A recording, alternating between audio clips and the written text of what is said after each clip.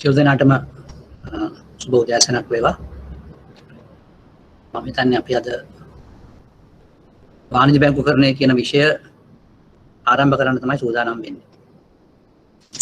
මම හිතනවා මේ අපේ ආයතනය මෙම විෂය භෞතික වශයෙන් ඉගෙනීමට සූදානම් කර තිබුණත් දැනට පවතින තත්ත්වය අනුව අපිට ඒක කරන්න බැරි වෙන හින්දා ඒක කල නොදමා මේ විදිහට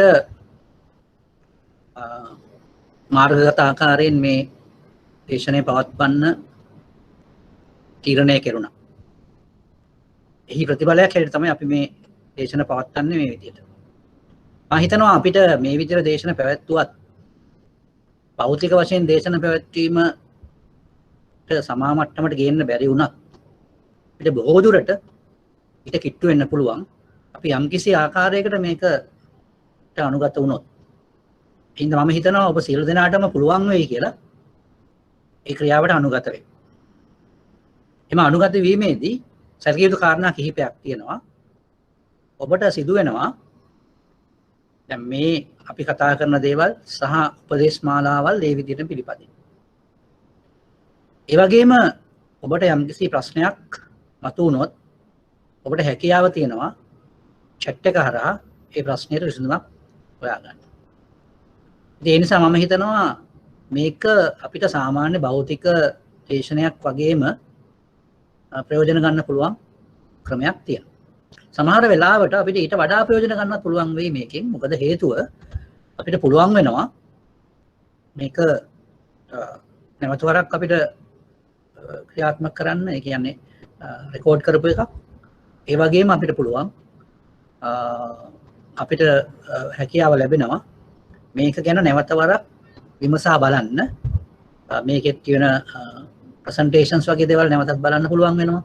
ඒ නිසා අපිට මේක නැවත මතක් කිරීමකදී පුනරීක්ෂණයකදී මේක වැදගත් වෙනවා නැවත වරක්. ඒ නිසා මම හිතනවා ඒ පැත්තෙන් බැලුවම මේක සාමාන්‍ය භෞතික දේශනයකට වඩා වටිනාකමක් තියෙනවා. හොඳයි. අපි අද උත්සාහ කරන්නේ මේ වාණිජ බැංකුකරණය කියන විෂය පිළිබඳව ආරම්භක උපදේශ මාලාව එහෙම නැත්නම් ආරම්භක දේශනය පවත්වන්න. මම එම දේශනය පවත්වද්දී මම ඇත්තටම දැනගත් යුතු කාරණාව තමයි ඔබ සියලු දෙනාම මේ එක්තරා විභාගයක් සඳහා තමයි සූදානම් වෙන්නේ. මේ සූදානම් වෙන විභාගය සම්බන්ධයෙන් ඉතා වැදගත් විෂයක් තමයි වාණිජ බැංකුකරණය කියලා කියන්නේ.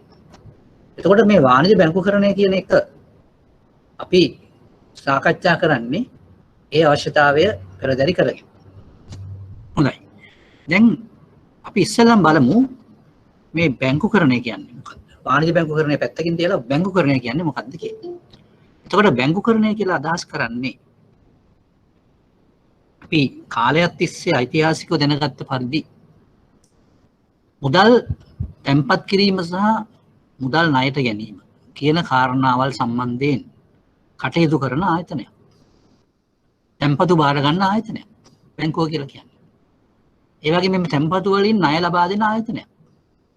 ඔක තමයි සාමාන්‍ය ව්‍යවහාරයේදී භාවිතා කරන සාමාන්‍ය සංකල්පය. නමුත් අපි කවුරුත් දන්නවා වර්තමානයේදී බැංකු ඉතාමත්ම වැදගත් සහ අපි කියනවා ක්‍රිටිකල් කියලා. ඒ කියන්නේ බොහොම මේ වැදගත් සහ ඉතාමත්ම සංකීර්ණ කාර්යභාරයක් ඉෂ්ට කරනවා. මේ කාර්යභාරය කියන්නේ කුමක්ද කියන එක අපි දැනගත යුතුයි. ඒක ආර්ථිකයට කොයිතරම් බලපානවද කියන එක දැනගත යුතුයි. ඒ වගේම දැන් අපි මේ දවස්වල අපි මුහුණ දෙන දේවල් එක්ක බැලුවම බැංකු ඇත්තටම එවැනි ප්‍රශ්නයකට මුහුණ දීමේදී බැංකු කොයිතරම් දුරට ඒකට මුහුණ දෙන්න සූදානම් වෙනවද සහ ඒකෙන් ගැලවෙන්න එවැනි ප්‍රශ්නයකින් ගැලවෙන්න කොයිතරම් දුරට කටයුතු කරනවද කියන එකත් ඔබ දැකලා ඇති. එතන මේ හැමදේම අපිට පැහැදිලි වෙන දේ තමයි බැංකුවල කාර්යභාරය මෙහෙයුම් කටයුතු මේ සියල්ලක්ම ජන ජීවිතයට කෙලින්ම සම්බන්ධයි. ජන ජීවිතේ පවත්වාගෙන යාමට කෙලින්ම සම්බන්ධයි. අපි යම් ආකාරයකින් බැංකු සේවාවල් නැවැත්තුවොත් ඔබ සියලු දෙනාම දන්නවා අපේ ජන ජීවිතය පවත්වාගෙන යන්න බැරි වෙන තත්ත්වයක් මතුවෙනවා. ඒ නිසා ඔබට අමුතුවෙන් කිව යුතු නැහැ බැංකුවක ජනතාවට ලැබෙන සේවය කුමක්ද කියන එක ගැන. හැබැයි අපි මේක විෂයක් හැටියට කල්පනා කරලා බලද්දී අපිට පැහැදිලි වෙන දේ තමයි අපි දැන් බැලුවොත් බැංකුවකින් ඉටු වෙන සේවය කුමක්ද කියලා, එහෙම නැත්නම් බැංකුවක් කරන ප්‍රධාන කාර්ය කුමක්ද කියන එක අපිට කෙටි වචනයකින් කියන්න පුළුවන් නම් මොකක්ද අපි කියන වචනේ? බැංකුව ඉදිරියේ ඉන්න මොන වගේ කාර්යයකද කියන එක තමයි අපි එතනින් බලාපොරොත්තු වෙන්නේ කියන්නේ. එතකොට මෙන්න මේ தත්ත්වය යටතේ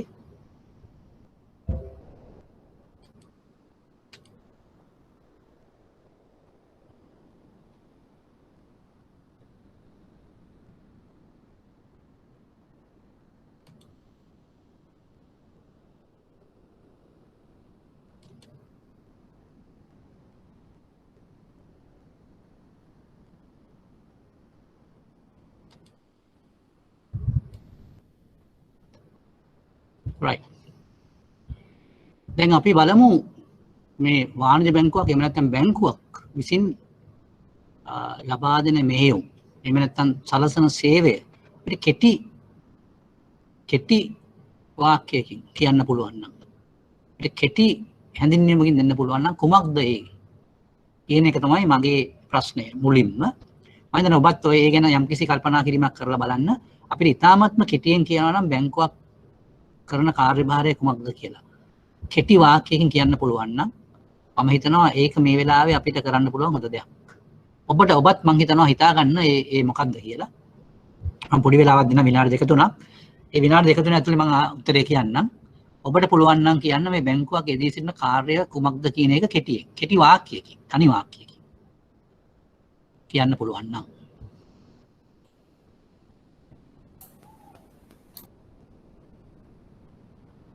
හොඳයි මම හිතනවා ඔබට පුළුවන් නම් ඒක කාට හරි මේ chat එක හරහා මෙතනට එවන්න. බැංකුවක් යෙදී සිටින කාර්යභාරය කුමක්ද කියන එක. අපිට කෙටි වාක්‍යයකින් කියන්න පුළුවන් නම් මූල්‍ය අතරමැදිකරණය. ඔව් උඟ දෙනෙක් මූල්‍ය අතරමැදිකරණය කියන වචනේ පාවිච්චි කරලා තියෙනවා. මම හිතනවා දැන් ඒ වගේ වචනයක් ඇත්තටම අපි ඒක ශිල්පීය වචනයක්. අපි එහෙම නැතුව අපි සාමාන්‍ය ජනතාවට තේරෙන වචනයකින් කියනවා නම් කොහොමද? ලාභදායීත්වය හා ප්‍රවෘෂ්ටිතාවය පවත්වාගෙන යාම. ඔය මේ ඔක්කොම අපිට මේවා වැරදි කියලා කියන්න බෑ. නමුත් අපිට මේක කෙටි යෙදුමක් නෙමෙයි බැංකුවක් කරන සේවය සම්බන්ධයෙන්. ඉතාමත්ම කෙටි යෙදුමක් අපිට යොදන්න පුළුවන්. ඒතර මේ යෙදුම තමයි මම බලාපොරොත්තු වෙන්නේ. ඉතුරුම් ආයෝජනය කිරීම. මුදල් කළමනාකරණය. මුදල් වැඩි අගයෙන් tempatu අරගෙන හරි.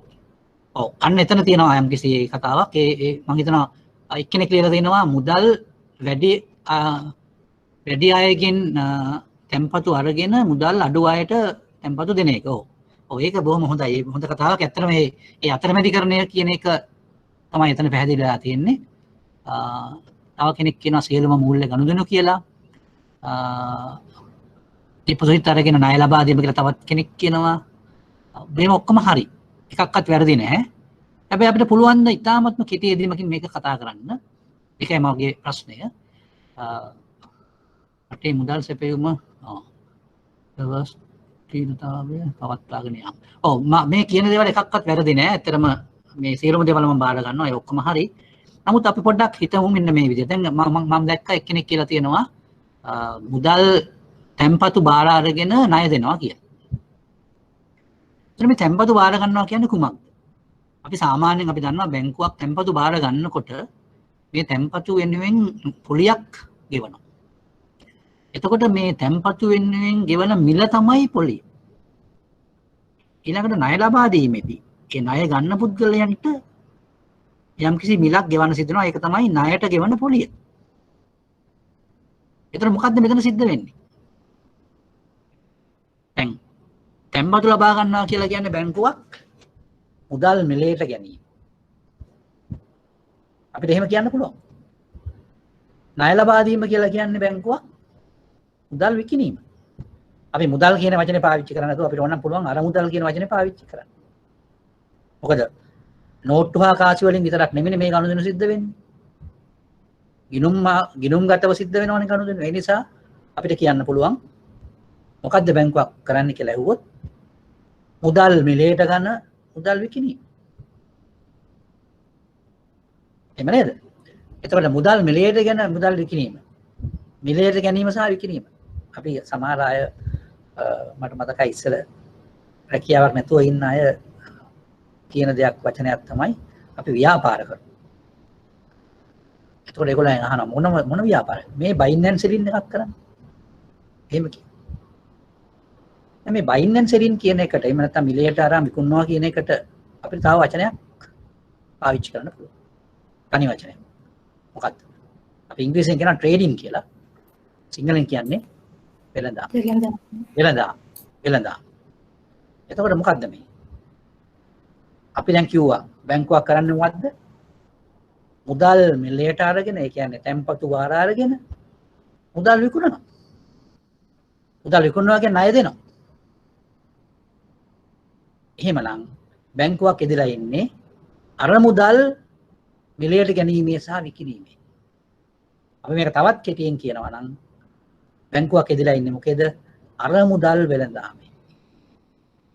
බැංකුවක් එදලා ඉන්නේ අර මුදල් වෙළඳාම. එහෙමනම් අපිට කියන්න පුළුවන් බැංකුකරණය කියන එක කෙටි වාචනයකින් කියනවා නම් කෙටි වාක්‍යයෙන් කියනවා නම් බැංකුකරණය anu අර මුදල් වෙළඳාමයි. නමුත් අපිට තේරෙනවා දැන් බැංකුවක් එදලා ඉන්නේ අර මුදල් වෙළඳාමෙන් පමණක් නෙමෙයි. දැන් වෙනත් විශේෂ කාර්යයන් වල බැංකුව එදලා ඉන්නවා. ඒක ඇවිල්ලා බැංකුකරණයේ පරිණාමනයත් එක්ක සිදුවෙච්ච දේවල්. නමුත් බැංකුවක ඉතාමත්ම වැදගත් කොටස වන්නේ අර මුදල් වෙනදී ගැනීම සහ විකිණීමේ ක්‍රියාවලිය වෙනතන් අර මුදල් වෙළඳාමේ ක්‍රියාවලිය තමයි අපි බැංකුවක මූලික කාර්යය කියලා සලකන්නේ. අපි ඒකට ඉංග්‍රීසි වචනයක් පාවිච්චි කරනවා. අපි කියන්නේ ඔයාලට core banking activities කියලා. core banking activities මම මේක ඉංග්‍රීසි වචනේ මෙතන පොඩ්ඩක් ලියන්නම්.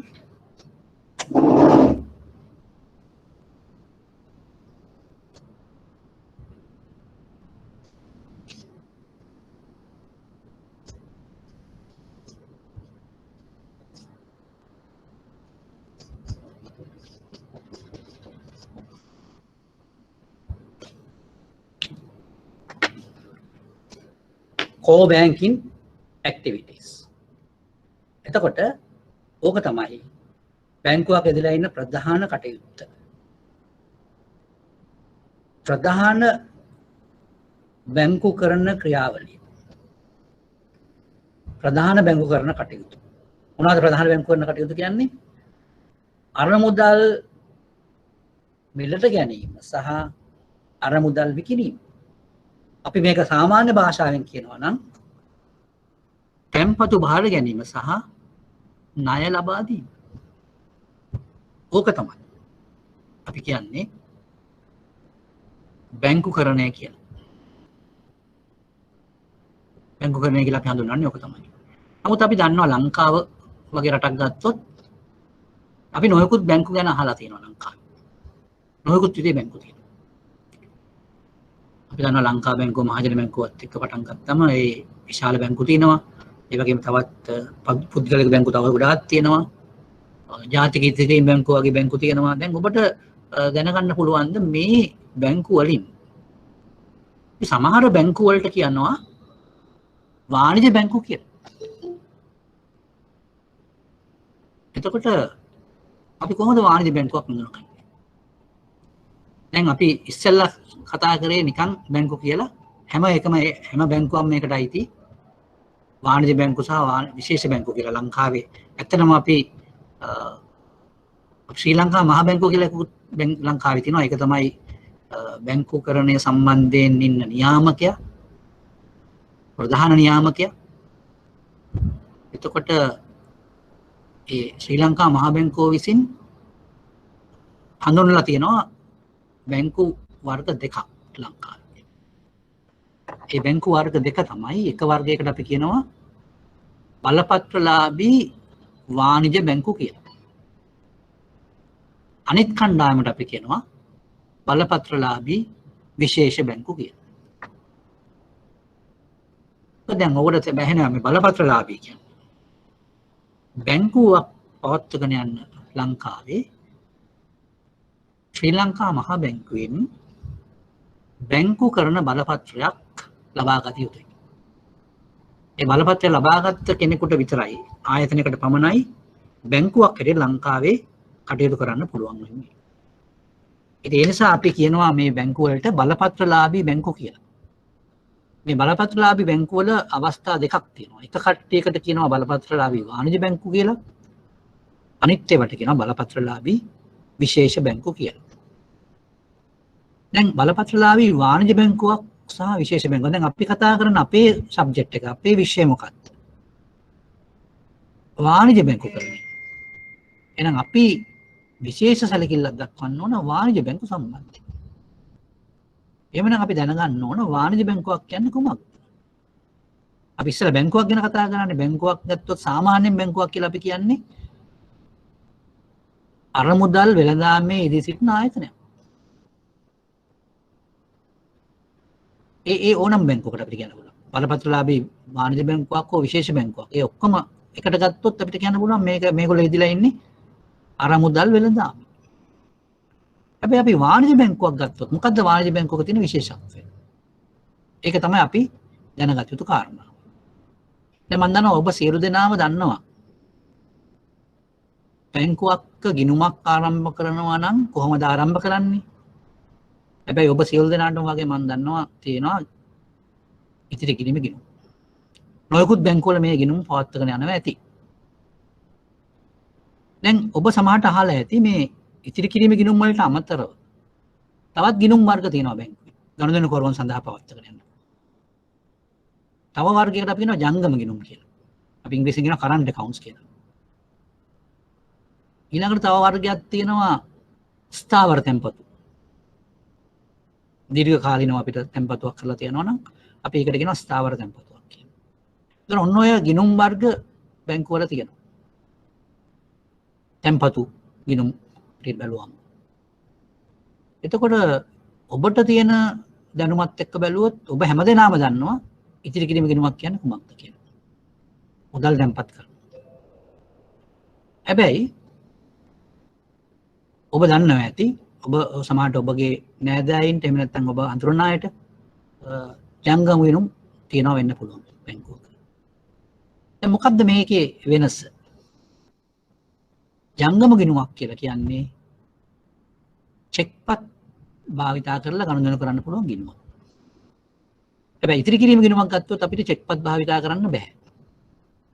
අපිට මුදල් ආපසු ගන්න ඕන නම් එක්කෝ අපි ATM එකට ගිහිල්ලා මුදල් ආපසු ගන්න ඕන. එහෙම නැත්නම් අපි withdrawal එකක්. ඒ කියන්නේ මුදල් ආපසු ගැනීමේ ආකෘතියක් පුරවලා බැංකුවට ගිහිල්ලා මුදල් ගන්න ඕන. ඔය ඔන්න ඔය ආකාර දෙකෙන් තමයි මුදල් ආපසු ගන්න පුළුවන් වෙන්නේ ඉතිරි කිරීම ගිණුමක් සම්බන්ධයෙන්. හැබැයි ජංගම ගිණුමක් කවුරු හරි කෙනෙකුට තියෙනවා නම් ජංගම ගිණුමක් මුදල් ආපසු ගන්න ඕන නම් එක්කෝ අපිට පුළුවන් චෙක් එකක් ලියලා අපිටම ගිහිල්ලා ගන්න. එහෙම නැත්නම් චෙක් එකක් ලියලා වෙන කෙනෙකුට දෙන්න පුළුවන් මුදල් අරගෙන ඉන්න කියලා. එහෙම නැත්නම් වෙන කෙනෙකුට මුදල් දෙන්නත් පුළුවන් මේ චෙක් එක පාවිච්චි කරලා. එතකොට අන්න ජංගම ගිණුමක තියෙන වෙනස. එතකොට ජංගම ගිණුමක් කියලා කියන එක විශේෂ වර්ගයක ගිණුමක්. ඒ වගේම තමයි දැන් අපි දන්නවා කවුරුත් දන්නවා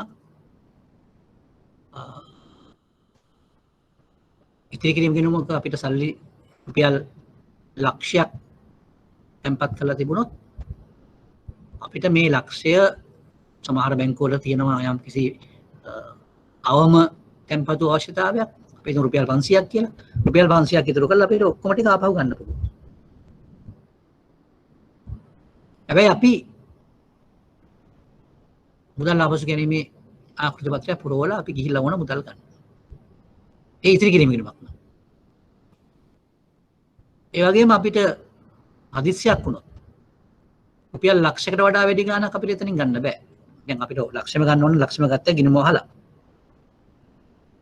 හැබැයි ලක්ෂයට වඩා වැඩි ගාණක් අපිට ගන්න පුළුවන් ද ඉතිරි කිරීම ගිණුමෙන් බෑ. නමුත් ජංගම ගිණුමෙන් අපිට පුළුවන් නම් බැංකුවත් එක්ක යම්කිසි වැඩපිළිවෙලක් සකස් කරගන්න. අපිට පුළුවන්.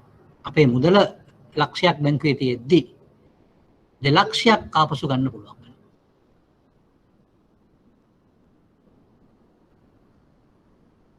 ලක්ෂයක් ලබා ගන්න පුළුවන් වෙනවා. මොකද්ද අපි ඒකට ඒ ක්‍රියාවලියට අපි නමක් කියනවා අයිරාවක් ලබා දෙනවා කියලා. මේ අයිරාවක් ලබා දෙනවා කියලා කියන්නේ ගිණුමේ Tamanට තියෙන මුදල් ප්‍රමාණයට වඩා වැඩි ප්‍රමාණයක් නැවත ගැනීමට හැකියාව ලබා දීම. අපි ඉංග්‍රීසියෙන් කියනවා ඕවර්ඩ්‍රාෆ්ට් එකක් කියලා. ඒතර මේ ඕවර්ඩ්‍රාෆ්ට් එකක් එන එක කරන්න පුළුවන් ජංගම ගිණුමකට පමණයි. දැන් මම මේ පොඩ්ඩක් ඔයගලන්ට කිව්වේ මහා ලොකු විස්තර කියන්නේ නැතුව ජංගම ගිණුමක තියෙන විශේෂත්වය. ජංගම ගිණුමක් කියලා කියන්නේ චෙක්පත් මගින් ගනුදෙනු කරන ගිණුමක්. ඒ වගේම අයිරාව පහසුකම ලබා දෙන්න පුළුවන් ගිණුමක්. ඔන්න ඔය ආකාරයෙන් අපිට කිව්වම අපි කියනවා ජංගම ගිණුම කියලා. එහෙනම් වාණිජ බැංකුවක් කියන්නේ කුමක්ද? ජංගම ගිණුම් පවත්වාගෙන යන ආයතනයකට තමයි වාණිජ බැංකුවක් කියන්නේ. ඒතර අපි දැන් ලංකාවේ තියෙන බැංකු ගැන බැලුවොත් ඔබ සියලු දෙනාටම දැන් හිතා ගන්න පුළුවන් වාණිජ බැංකු මොනවද කියලා ලංකාවේ තියෙන. දැන් මම පොඩි ප්‍රශ්නයක් අහනවා. දැන් කවුරුත් දන්නවනේ අපි ලංකා බැංකුව ගමු. ලංකා බැංකුව මොකද්ද? වාණිජ බැංකුවක්ද? ලංකා බැංකුව කියන්නේ වාණිජ බැංකුවක්. මොකද ලංකා බැංකුවේ ජංගම ගිණුම් පවත්වාගෙන යනවා. මහජන බැංකුව කියන්නේ වාණිජ බැංකුව. පැටර්න් නැෂනල් බැංකුව කියන්නේ වාණිජ බැංකුව. සම්පත් බැංකුව කියන්නේ වාණිජ බැංකුව. කොමර්ෂල් බැංකුව කියන්නේ වාණිජ බැංකුව. පෑන් ඒෂියා බැංකුව කියන්නේ වාණිජ බැංකුව. යූනියන් බැංකුව කියන්නේ වාණිජ බැංකුව. එතකොට තව සියලු හුඟක් බැංකු තියෙන ලංකාවේ බැංකු 20 ගාණක් තියෙනවා. මම මේ නම්බර එක ඔයගලන්ට කියන්නේ නැහැ. මම පොඩි ක්‍රියාකාරකමක් දෙනවා ඔයගලන්ට.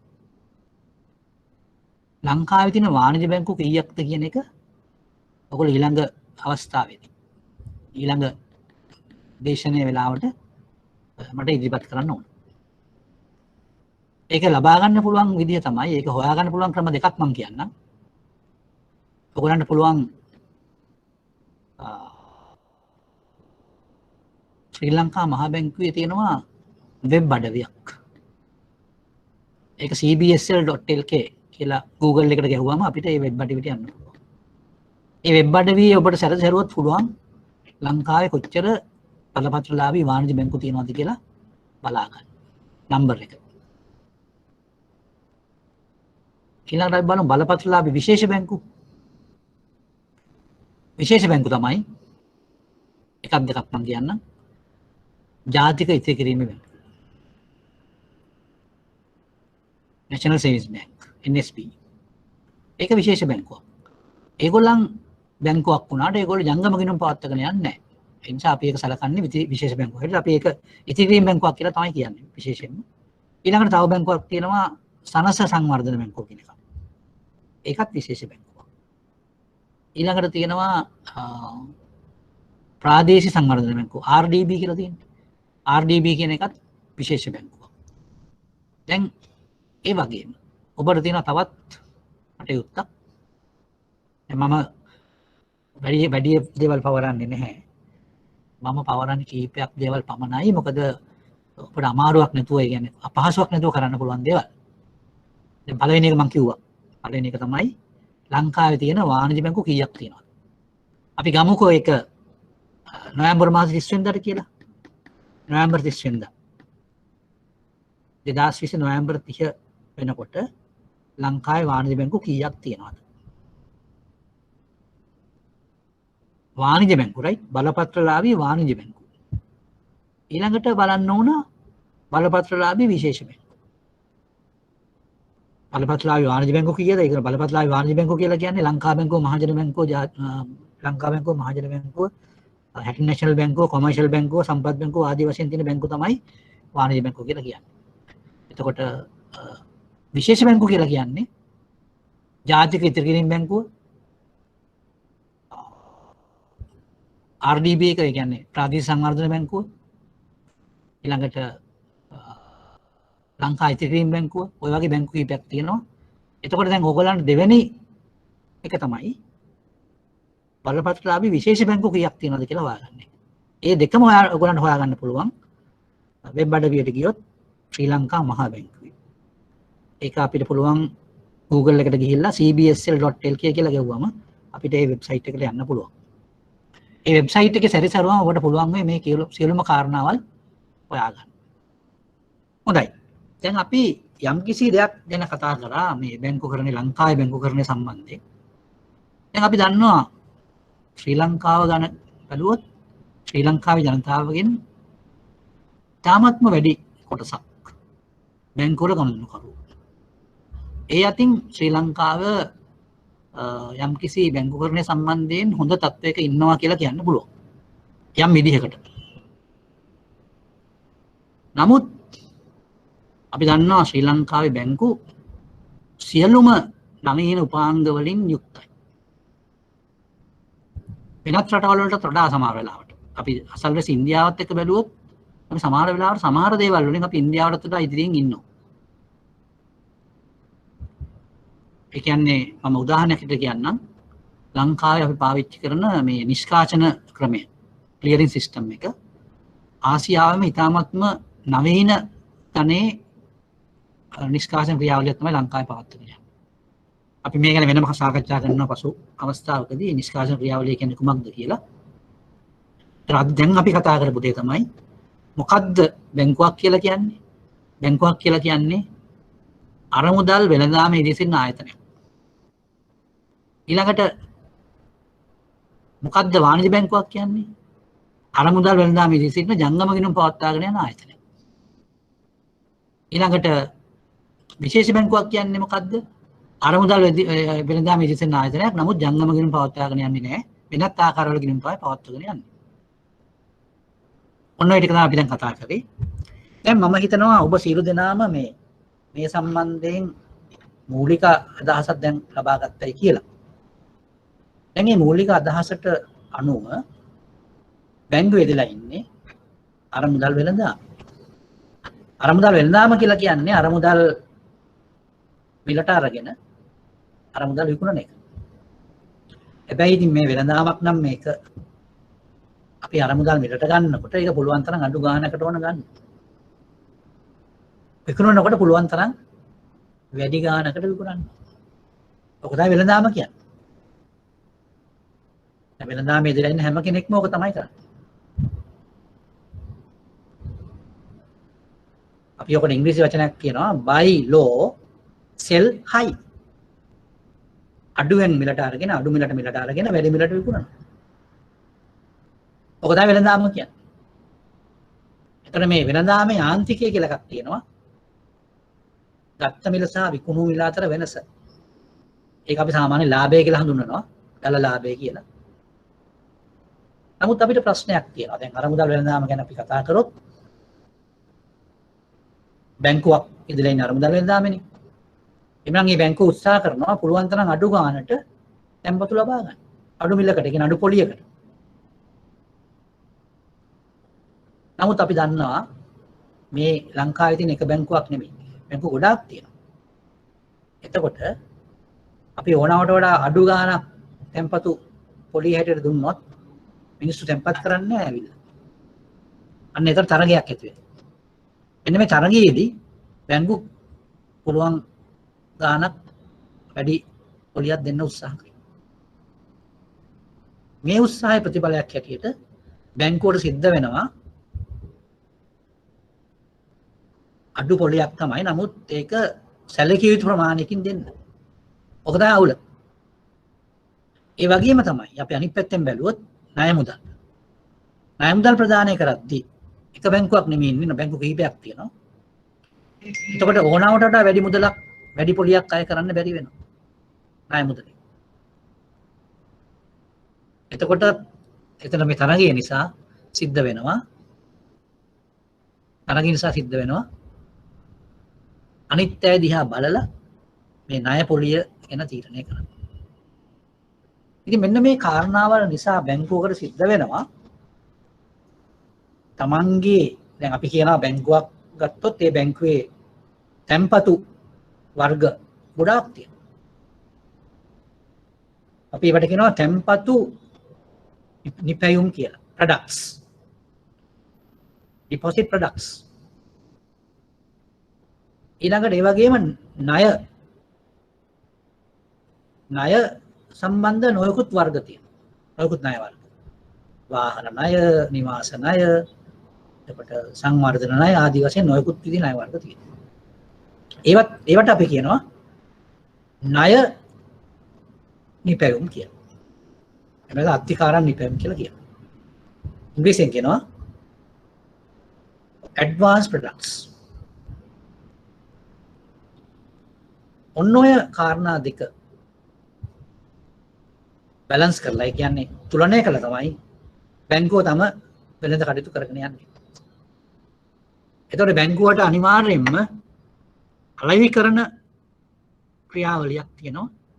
මේ අලෙවිකරන ක්‍රියාවලිය ඉතාමත්ම වැදගත් ක්‍රියාවලියක්. අලෙවිකරන ක්‍රියාවලිය. මේ අලෙවිකරන ක්‍රියාවලිය හරියට පාලනය කරගත්තොත් බැංකුවට පුළුවන් සැලකිය යුතු ලාභයක් ලබා ගන්න. දැන් තව පොඩ්ඩක් අපි දුරට ගියොත් තැන්පතු නිපැයුම් වලින් ඒ නිපැයුම් පවත්වාගෙන යන්න එහෙම නැත්නම් ඒ නිපැයුම් ඇති කරගන්න බැංකුවට සිද්ධ වෙනවා වියදමක්. ඒ වියදම මොකක්ද? පොලි වියදම. ඒ වගේම තමයි ණය මුදල් වලින් බැංකුවට ආදායමක් ලැබෙනවා. ඒකට අපි කියනවා පොලි ආදායම කියලා. ඒතර මේ දෙක අතර වෙනස තමයි බැංකුවට ලැබෙන ශුද්ධ ආදායම. අපි කියන්නේ ඒකට ශුද්ධ පොලි ආදායම. ශුද්ධ පොලි ආදායම. අපිට මොකද්ද?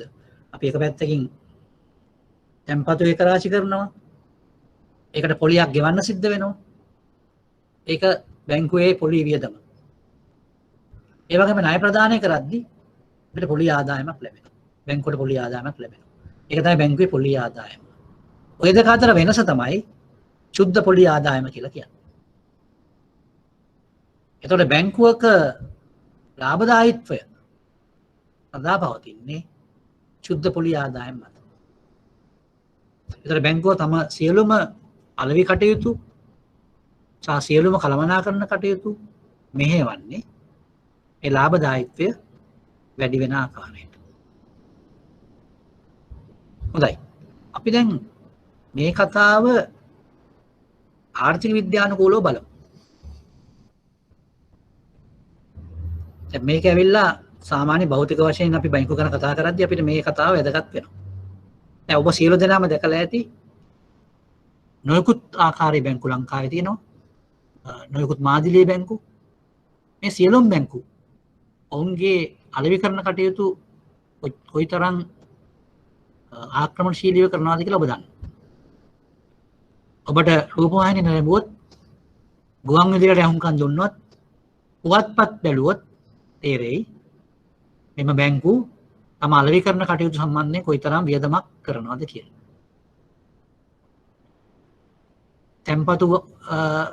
තැන්පතු ගැන විතරක් නෙමෙයි ණය මුදල් ගැනත් විශේෂ අලෙවි කරන ප්‍රවෘත්ති බල කරනවා. ඒ වගේම එක එක විශේෂ ලොතරැයි වර්ග හඳුන්වලා දීලා තියෙනවා. එක එක තෑගි ක්‍රම හඳුන්වලා දීලා තියෙනවා.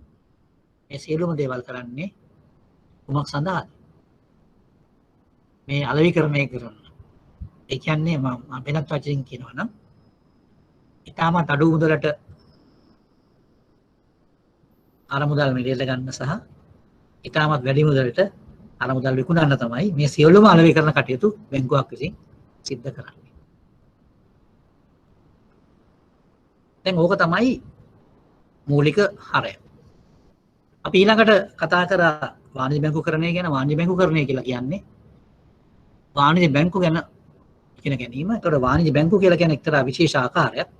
බැංකු කියන සමස්තය ගත්තම මොකද්ද විශේෂ ආකාරය?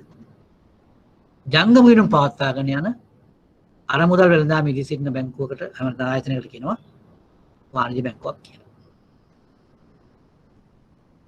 දැන් ඔන්න ඔය තත්ත්වය තමයි අපි මින් ඉදිරියට කතා කරන්නේ.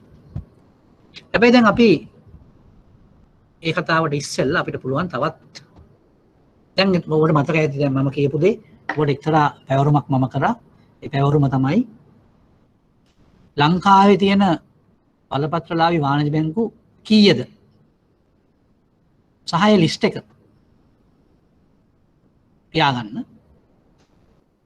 ඒක ඔබට පුළුවන් ශ්‍රී ලංකා මහා බැංකුවේ වෙබ්සයිට් එකෙන් බලන්න. එහෙම නැත්නම් තව විදිහක් තියෙනවා. ඔබට ඕන ටයිප් කරන්න පුළුවන් Google එකට ගිහිල්ලා license commercial bank in Sri Lanka කියලා. එහෙම දැම්මොත් අපිට වාණිජ බැංකු ලිස්ට් එකේ license specialized banks in Sri Lanka කියලා ගෙවුවොත් බලපත්‍රලාභී විශේෂ බැංකු වෙයි.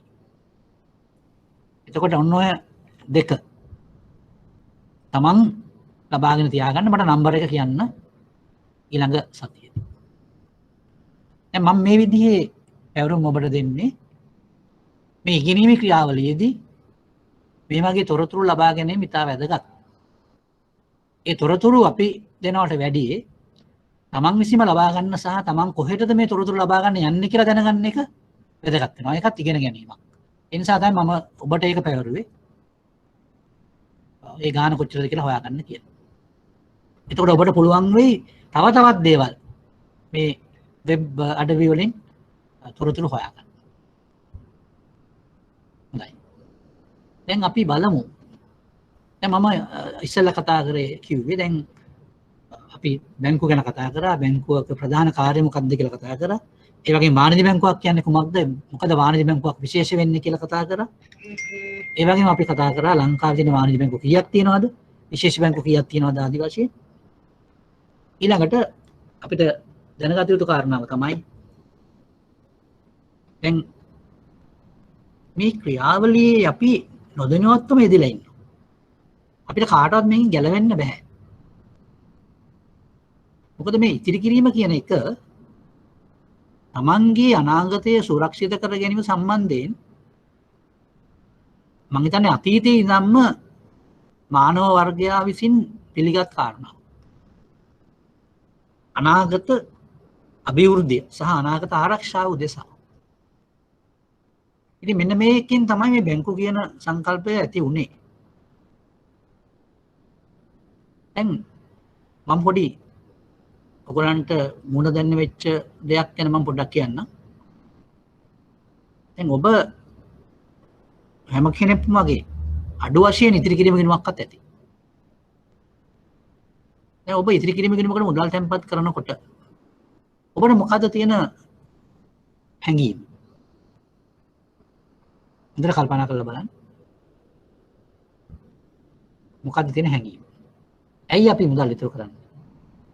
දැන් මුදල් තැන්පත් කරනලා අපිට හැඟීම තමයි හදිස්සියක් වෙච්ච වෙලාවට හදිස්සි වෙච්ච ගමන් අපි මේ සල්ලි ආපහු ගන්නවා කියන එක තමයි අපිට තියෙන හැඟීම. එහෙම නැත්නම් අපි පුළුවන් මේක ෆික්ස් ඩිපොසිට් එකක් දාන්න. ස්ථිර තැන්පතුවක් දාන්න පුළුවන්. ඇයි අපි ස්ථිර තැන්පතුවක් දාන්න නැතුව ඉතිරි කිරීම මොකටද දාන්නේ? අපි දන්නවා මේ සල්ලි අපිට ඕන වෙලාවක ආපහු ගන්න පුළුවන්. ඉස්සරහට වැඩිය දැන් ඉතාමත් පහසුවෙන් ගන්න පුළුවන්. අපි ළඟ ATM කාඩ් එකක් තියෙනවා නම් දවසේ ඕනම වෙලාවක මේක ගන්න පුළුවන්. අන්න ඒක තමයි අපිට තියෙන හිතට තියෙන හයිය ශක්තියක් තියෙන. ඊතර තිබුණා වගේ තමයි සල්ලි. ඒක තමයි අපිට තියෙන හැඟීම. හැබැයි ඔබ දන්නවා සමහර වෙලාවට අපි ඉතිරි කිරීමේ ගිණුමට සල්ලි දැම්මට පස්සේ ඒ ගන්න පොඩි මැඩිකමක් දක්වනවා. පොඩි මැඩිකමක් තියෙනවා. ඒ නිසා අපි හිතනට වැඩි කාලයක් මේ සල්ලි ගිණිමේ තියෙනවා. අන්දන්නේ ඔබ හොඳට ඔබ කල්පනා කරලා බලන්න ඒ සත්‍ය ඇත්තද කියලා. ඔබ සල්ලි දානකොට නම් ඔබ හිතන්නේ මේක හදිසියක් වුණත් ආපහු ටක් ගාලා ඉක්මනට ගන්නවා කියලා තමයි හිතන්නේ. ඒ වුණාට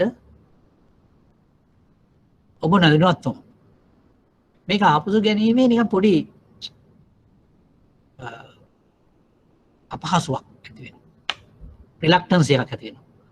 ඒ කියන්නේ නිකන් අකමැත්තක් ඇති වෙනවා පව් ගන්න. ඔන්න ඔහේ තිබුණාවේ කියලා වගේ එහෙම හැඟීමක් හිත යටින් එනවා. මම දන්නේ මේ ඔබ කල්පනා කරලා බලන්න කොච්චර දුරට ඒක ඇත්තද කියලා. ඒක සාමාන්‍ය සිදුවීමක්. ඔබටත් එහෙම වෙනවා ඇති කියලා මම හිතනවා. ඊටත් වඩා තවත් දෙයක් වෙනවා.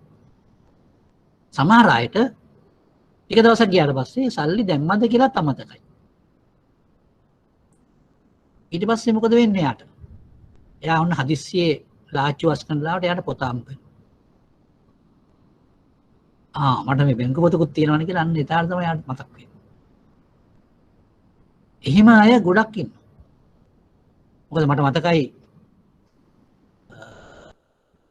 මම බැංකුවේ ඇත්තටම මම විස්තර කියනවා නම් මම ලංකා බැංකුවේ සේවය කළා අවුරුදු 30ක් විතර. ලංකා බැංකුවේ මම බැඳුනේ මැනේජ්මන්ට් ට්‍රේනි කෙනෙක් හැටියට 1986 දී. මට මතකයි ඒ දවස්වල සමහර ගිණුම් වල තියෙන මුදල් ඉතිරි කිරීම ගිණුම් මම හිතන අවුරුදු ගානකින් ආපසු අරගෙන නැහැ සල්ලි. ටච් කරලවත් නැහැ. ගොඩාක් ගිණුම් තිබුණා. දැන් මොකද මේකෙන් කියවෙන්නේ? මිනිස්සු ඉතුරු කරද්දී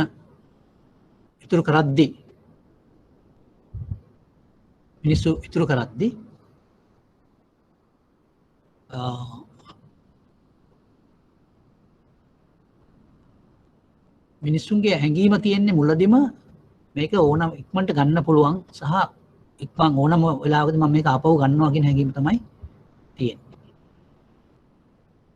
එහෙම තිබුණට මොකද වෙන්නේ අන්තිමට? ඒ මුදල් කාලයක් ගිණුමේ තියෙනවා. හැබැයි සමහර අය ඉන්නවා ඒගොල්ලන්ට අමතක වෙනවා බැංකුවට මුදල් දැම්ම කියන එකත්. මොකද එහෙම වෙන්නේ? එහෙම වෙන්නේ මේ බැංකු ගැන මේ පුද්ගලයන්ට දැඩි විශ්වාසයක් තියෙනවා.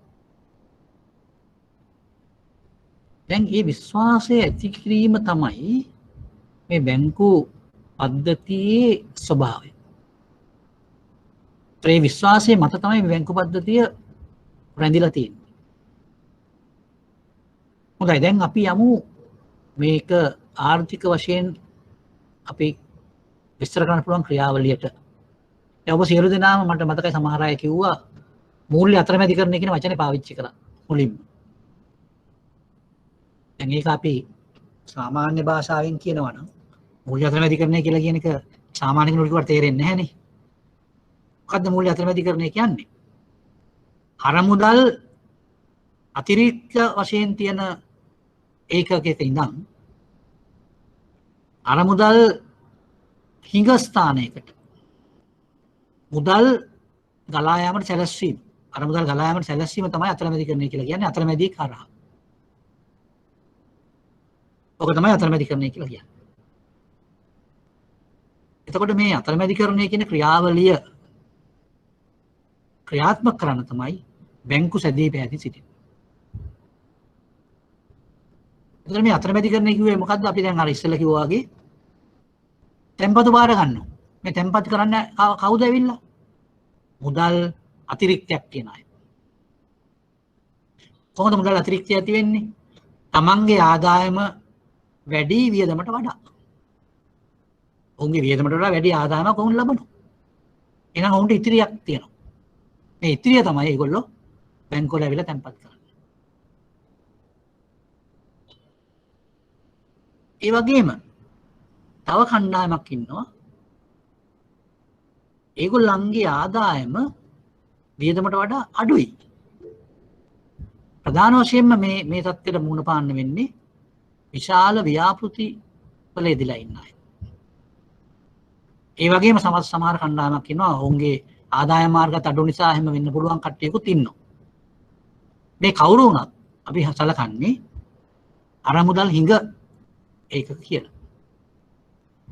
එතකොට මේ අතරමැදිකරණයේදී සිද්ධ වෙන ක්‍රියාව මොකද්ද?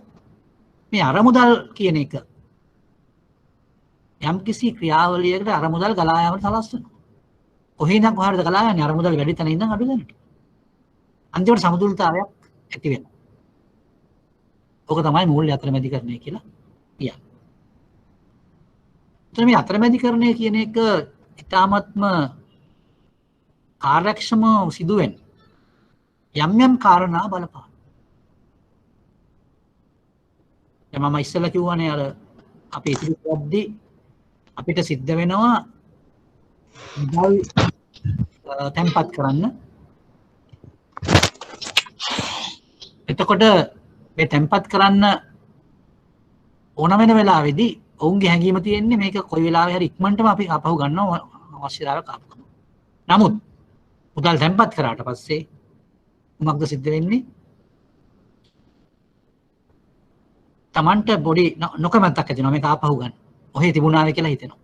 සමහර කට්ටියට මමතක වෙලත් යනවා මුදල් දැම්මයි කියන එක. දැන් මේ ක්‍රියාව සිද්ධ වෙන්න නම් මොකද්ද වෙන්නේ? මිනිස්සුන්ට එහෙම නැත්නම් ජනතාවට බැංකු පද්ධතිය ගැන ලොකු විශ්වාසයක් තියෙන්න ඕන. එහෙමනම් ඔබට පේනවා ඇති මේ අතරමැදි කරන ක්‍රියාවලිය ඉතාමත්ම සාර්ථකව සිද්ධ වෙන්න මහජන විශ්වාසය කියන එක ඉතාමත්ම වැදගත් සාධකයක්. දැන් අපි යමු දැන් මම එක්තරා ඉදිරිපත් කිරීමක් සකස් කළා. ඒ ඉදිරිපත් කිරීම මූල්‍ය අතරමැදිකරණය හැඳින්වීම සම්බන්ධයෙන් කරන ඉදිරිපත් කිරීමක්. මේ මූල්‍ය අතරමැදිකරණය කියලා කියන්නේ ඇත්තටම බැංකුකරණය සම්බන්ධ ආර්ථිකමය හැඳින්වීම. ආර්ථික විද්‍යාවේ හැඳින්වීමක් තමයි ඒක. අපි දැන් බලමු මේ ඉදිරිපත් කිරීම.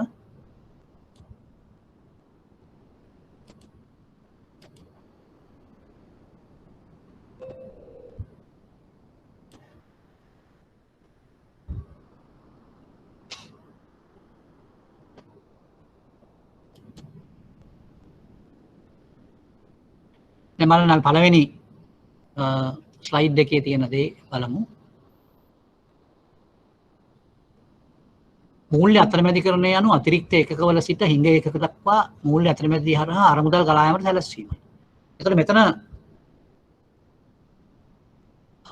ස්ථාන තුනක් තියෙනවා. එක ස්ථානයක් තමයි අතිරික්ත ඒකක. එතනින් ඉඳන් තමයි මුදල් ගලා යාම පටන් ගන්න. එතනින් යනවා හිඟ ඒකක වලට. හිඟ ඒකක තමයි අවසාන ඒකකය. හැබැයි මැද තවත් ඒකකයක් තියෙනවා. අපි ඒ ඒකකයට කියනවා අතරමැදියා කියලා. ඇත්තම කියනවා මේ මොකක්ද මේකෙන් කියන්නේ? මූල්‍ය ආයතනයක් මගින් තැන්පතු ඒක රාශි කරලා ඒව ණය ප්‍රදානය කිරීම මේ ඒක රාශි කරපු තැන්පතු ණය වශයෙන් ප්‍රදානය කිරීම තමයි මේ ක්‍රියාවලිය. දැන් ඇත්තටම මම ඉස්සෙල්ලා ඔයගලන්ට කිව්වා බැංකුවක් ඉදලා ඉන්නේ අරමුදල් වෙළඳාමේ නිසා.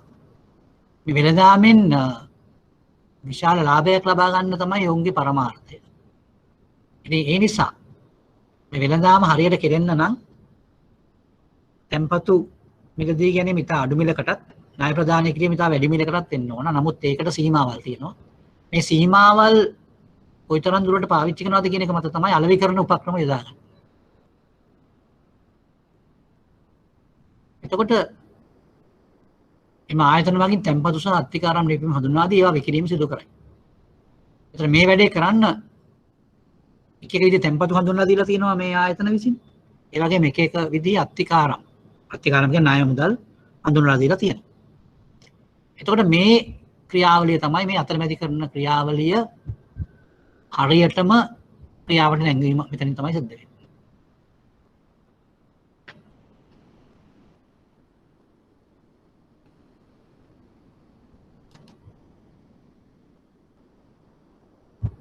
දැන් බලමු අපි අරමුදල් වෙළඳාම කියන්නේ කුමක්ද කියලා. අරමුදල් මිලදී ගැනීමකට සහ අරමුදල් විකිණීමකට සමාන කළ හැකියි. ඒක තමයි දැන් ඔබ දන්නවා මේ අරමුදල් මිලදී ගැනීම කියන්නේ කුමක්ද? තැන්පතු වාර ගැනීම. ඒතකොට ඔබට නිකන් හිතලා බලන්න පුළුවන්. අරමුදල් මිලදී ගැනීම කියන්නේ අපි තැන්පතු බාර ගන්නවා. ඇයි ඒක මිලදී ගැනීමක් වෙන්නේ? තැන්පතු බාර ගන්නකොට අපි මිලක් ගෙවනවා. අපි කියන්නේ කවුද? බැංකුව මිලක් ගෙවනවා. බැංකුව ගෙවන මිල කුමක්ද? පොලිය. එහෙනම් තැන්පතු බාර ගන්නවා කියන්නේ අරමුදල් මිලදී ගැනීම. අරමුදල් විකිණීම කියන්නේ කුමක්ද? ණය ප්‍රදානය කිරීම. ණය ප්‍රදානය කරනකොට ණයක් දුන්නම ඒකට පොලියක් අය කරනවා බැංකුව. එතකොට ඒක බැංකුවේ ආදායම. එතකොට බැංකුව ණය විකුණනවා.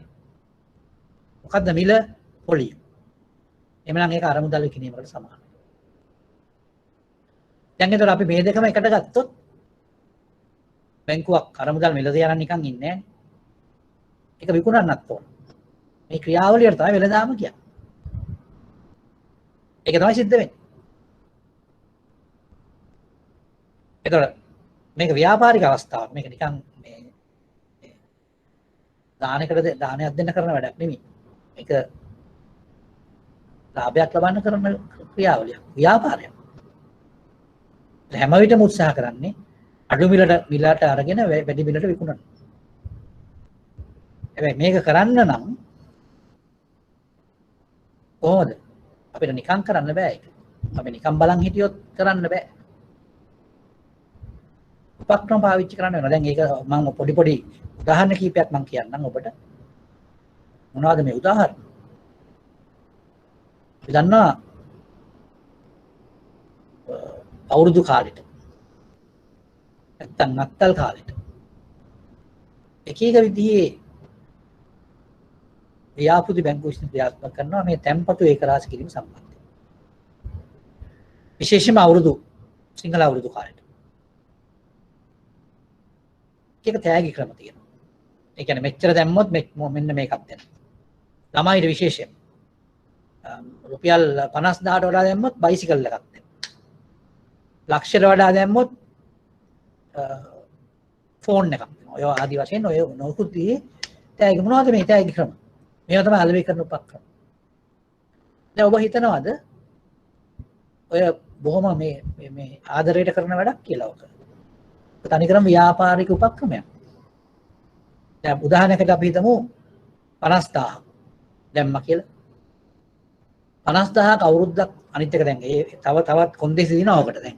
50000 දාලා ඉවරලා මේ බැංකුව මේක ගත්තට පස්සේ ඒක ආපහු ගන්න දෙන්නේ නැහැ. බයිසිකලයක් දුන්නයි කියමුකෝ අපි. ආපහු ගන්න දෙන්නේ නැහැ ඒක. ඒක තියාගන්න ඕන අවුරුදු 4ද 5ද තියෙනවා. එහෙමනම් විතරයි ඒක දෙන්නේ. ඒ වගේ දෙයක් ඉතින් තියෙනවා. ඉතින් දැන් එතකොට බැංකුව දන්නවා බැංකුව වියදමක් කරනවා බයිසිකලයට. අපි හිතමු රුපියල් 10000ක් වියදම් කරා කියලා. ඒතර 50000න් 10000ක් කියන්නේ 120ක්. ඒ 120 අපි හිතමු අපි ඒක දානවා කියලා අවුරුදු 5කට. ඒතර එක අවුරුද්දකට වැටෙන 104ක්.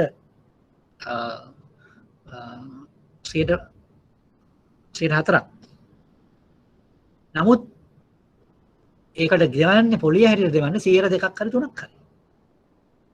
එහෙම දුන්නත් FD එකට වියදම් කරන පොලි ප්‍රමාණයට වඩා අඩු ප්‍රමාණයක් තමයි යන්නේ. එහෙම තියනවා නම් විතරයි මේ වගේ දේවල් වෙන්නේ. දැන් ඔබට මම තේරෙනවද මම කියන එක? දැන් බැංකුවක පොලි වියදම අඩු කරගන්න තමයි ඔය වගේ අලෙවි කරන උපක්‍රම පාවිච්චි කරන්නේ. ඒතෝ තෑගි දෙන්න යන වියදම වැඩි නම් පොලිය දෙනවට වඩා තෑගි දෙන්නේ නැහැ. ඔන්න ඕක තමයි කරන්නේ. ඒ තමයි මම කිව්වේ මේ අලෙවි කරන උපක්‍රම කියලා. ඒ වගේම තමයි ණය මුදල් ප්‍රදානය කරද්දිත් ණය මුදල් වලටත් තව නොයෙකුත් විදිහේ දේවල් කරලා පොලි ආදායම වැඩි කර ගැනීම උපක්‍රමයක් හැටියට ඒක කරනවා. ඉතින් ඔබට මම හිතනවා මේ සම්බන්ධයෙන් අපි එක බැංකුව විසින් කරනු ලබන දේවල් ගැන අපි කතා කරන්න ගියොත් අපිට හොඳ අවබෝධයක් ගන්න පුළුවන් මේ මොන විදිහේ අලෙවි උපක්‍රමද බැංකුව විසින් පාවිච්චි කරන්න කියලා.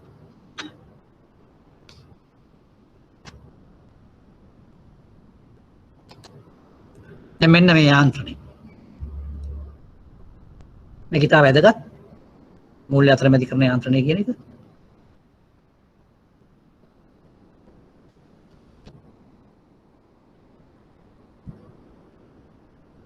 දැන් මම ගහ පැත්තකින් දාලා තියෙනවා මේ වම් පැත්තේ තියෙන අතිරික්ත එකක දකුණු පැත්තේ තියෙන හිඟ එකක. එතන මේ ඊතල වලින් පෙන්නන්නේ අරමුදල් ගලා යාම. අරමුදල් ගලා යාම. මේ මැද ඉන්නේ අතරමැදියන්. අතරමැදියන් කියලා කියන්නේ බැංකුව වැනි ආයතන.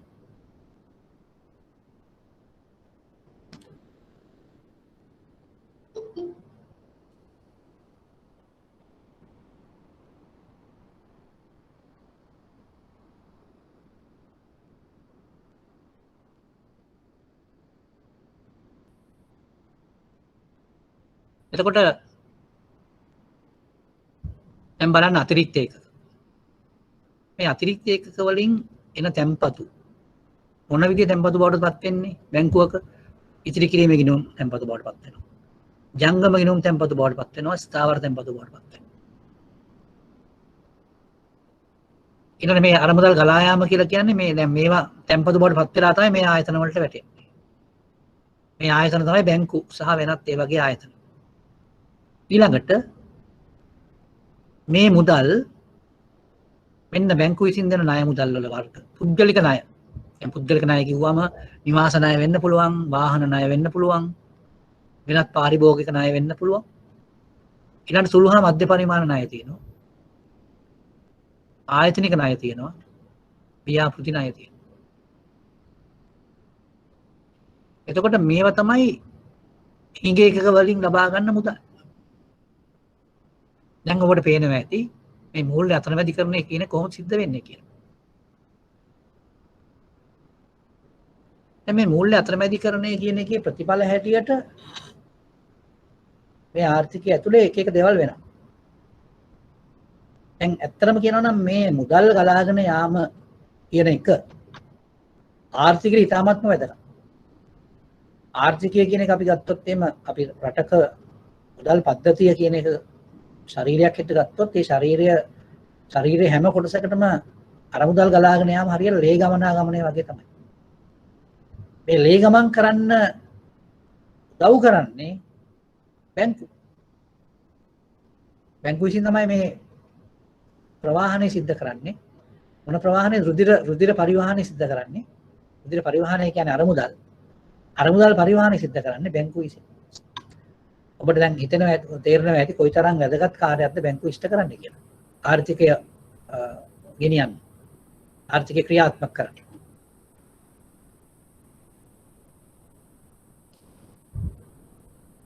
දැන් බලමු අපි මේ අතරමැදි කරන ක්‍රියාවලිය ගත්තා මේ ක්‍රියාවලියේ තියෙන යම් අතුරු ක්‍රියාවල්.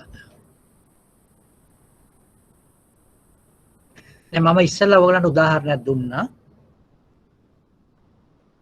මුදල් තැන්පත් කරද්දී සාමාන්‍ය පුද්ගලයෙක් තියෙන හැඟීම කුමක්ද? පුළුවන් තරම් ආයේ හදිස්සියක් වෙච්ච කම මෙයා මුදල් ආපහු ගන්නවා කියන එක තමයි හැඟීම. දැන් මේ හැඟීමක් තියෙද්දී අපි මේ මුදල් තැන්පත් කරනකොට අපිට තියෙන්නේ මොකක්ද හැඟීම? කෙටි කාලයකින් මේ මුදල් ආපහු ගන්නවා කියන එක. ඒ නිසා මේ තැන්පත් කරන අවස්ථාවේදී ඒ තැන්පතුව අපිට වර්ගීකරණය කරන්න පුළුවන් කෙටි කාලීන තැන්පතුවක් හැටියට. කෙටි කාලීන තැන්පතුවක් හැටියට.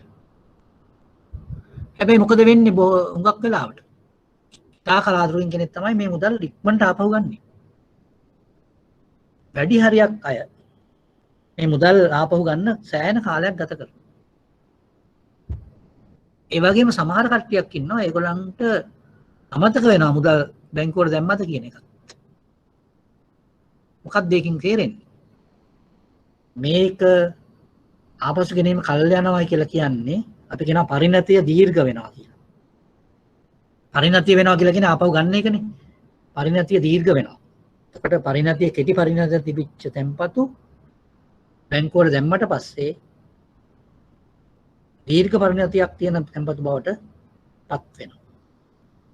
මම හිතනවා ඔබට ඒක පැහැදිලියි කියලා.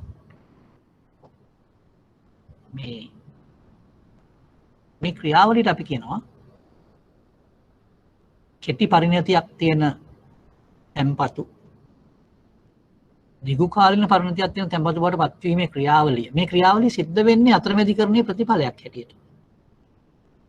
අතරමැදිකරණ ක්‍රියාවලියේ ප්‍රතිඵලයක්.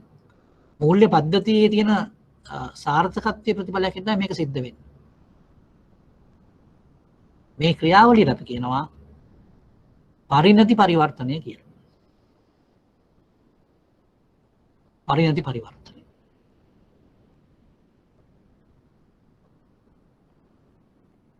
පොඩි වචනවල මෙහා වෙලා දෙන පරිවර්තනය, පරිවර්තනය. මෙතන වැරද්දක් තියෙනවා වචනවල අක්ෂර වින්‍යාසයේ වැරද්දක් තියෙනවා. පරිණති පරිවර්තනය. දැන් මේවට කියන ඉංග්‍රීසි වචනත් මම ඔයගලන්ට දෙන්නම්. හරි අපි ඊළඟට යමු. දැන් පරිණති පරිවර්තනය කියන පැහැදිලිනේ. පරිණති පරිවර්තනය කියලා කියන්නේ තැන්පතු කෙටි කාලීන තැන්පතු බැංකුවකට තැන්පත් කිරීමෙන් පස්සේ දීර්ඝ කාලීන තැන්පතු බවට පරිවර්තනය වීම තමයි අපි පරිණති පරිවර්තනය කියන්නේ. දැන් මම කිව්වා වගේ මේ ක්‍රියාවලිය සිද්ධ වෙනවා. ඒක සිද්ධ වෙන ක්‍රියාවලියක් අපි කවුරු හිතලා කරන දෙයක් නෙමෙයි නමුත් ඒක වෙනවා. ඒක වෙන්නේ මොකක් හින්දාද මේ අතරමැදි කරන ක්‍රියාවලිය තියෙන හින්දා. එහෙනම් අතරමැදි කරන ක්‍රියාවලියේ එක අතුරු ඵලයක් තමයි පරිණති පරිවර්තන. හොඳයි අපි ඊළඟට බලමු තව දෙයක් තියෙනවා වටිනාකම් පරිවර්තනය කියලා එකක්. මොකක්ද ඒ කියන්නේ කියලා. දැන් මොකක්ද ඒ? දැන් ඔබ සියලු දෙනාම මම ඇහුවොත් කාගෙන් හරි දැන් සල්ලි දානකොට බැංකුවට කීයක් විතර දානවද? මුදල් බැංකුවට දාද්දි කීයක් විතර දානවද?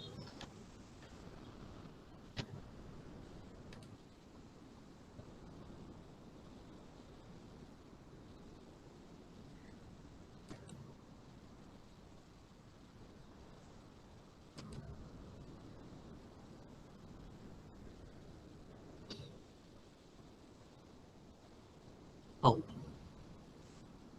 සල්ලි දානකොට කීයක් විතර දානවද? සාමාන්‍යයෙන් රුපියල් 1000ක් 2000ක් 5000ක් ගක් කලාතුරකින් වගේ ලක්ෂයක් කොහොම දානවා ඇති. මුදල් තැන්පත් කරද්දී. හැබැයි අපි ගත්තොත් එමේ යම් කිසි දවසක් ගිහිල්ලා බැංකුවකට ගිහිල්ලා ඇහුවොත් අද ලැබිච්ච තැන්පතු වල වටිනාකම් කීයද? වැඩිම වටිනාකම තියෙන තැන්පතු කීයද කියලා ඇහුවොත් කලාතුරකින් කියයි ලක්ෂ ගාණක්. හැබැයි අපි හිතමු තැන්පතු තියනවා කියලා දවසකට 300ක්. මේ 300න් 295ක්ම තියෙන්නේ ලක්ෂයට අඩු වෙනවා. අපිට ඕන බලන්න පුළුවන් මම කියනකට කියන්න එපා නම් ගිහිල්ලා බලන්න ඕන. 295කට කිට්ටු වෙන්න එම 290කට කිට්ටු වෙන්න තියෙන්නේ ලක්ෂයකට අඩු තැන්පතු. ඉතාමත්ම කුඩා ප්‍රමාණයක් තමයි ලක්ෂයට වැඩි තැන්පතු තියෙන්නේ.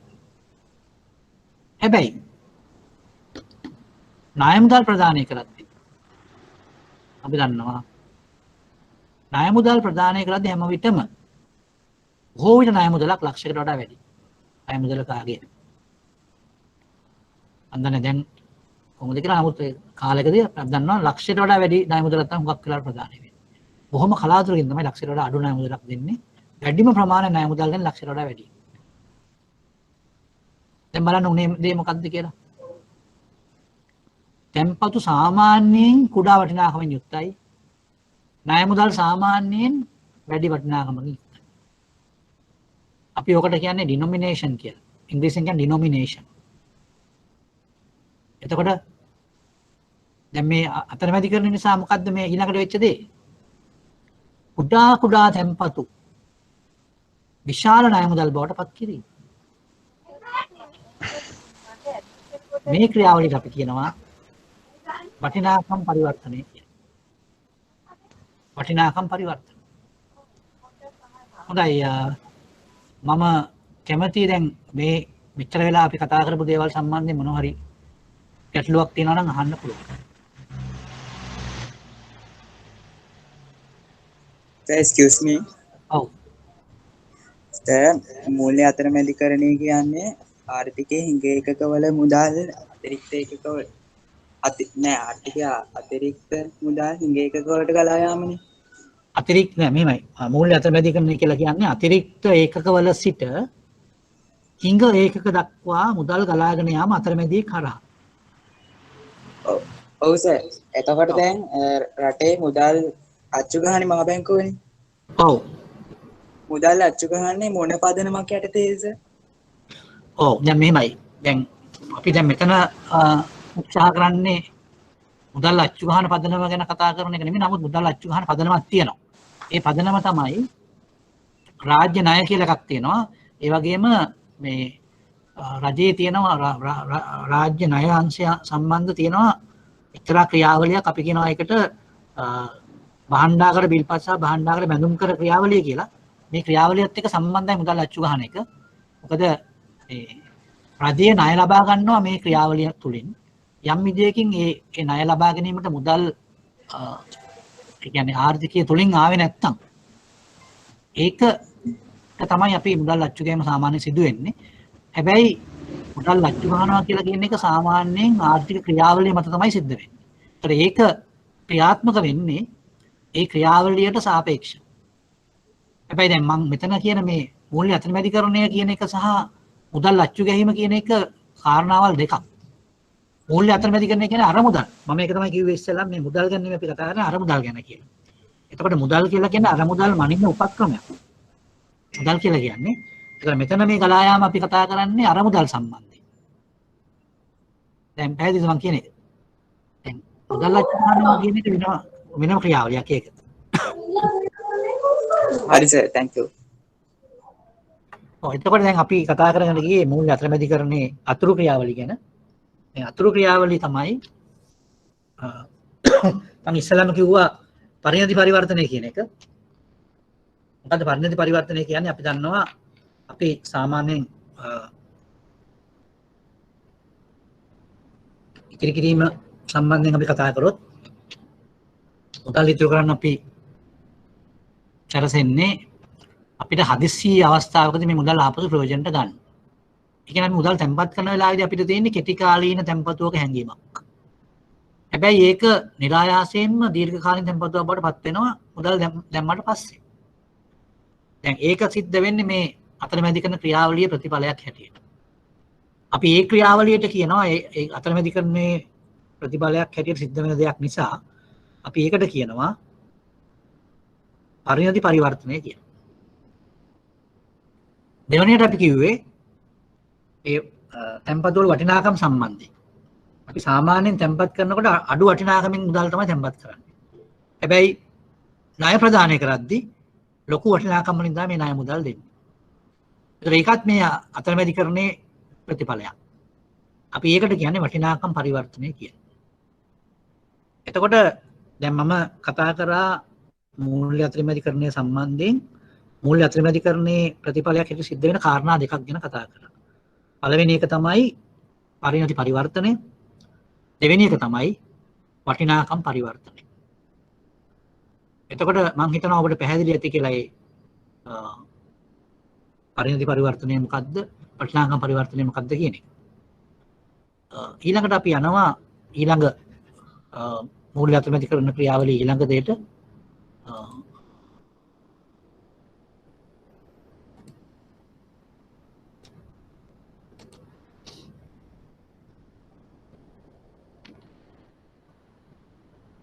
අවදානම් විවිධාංගීකරණය.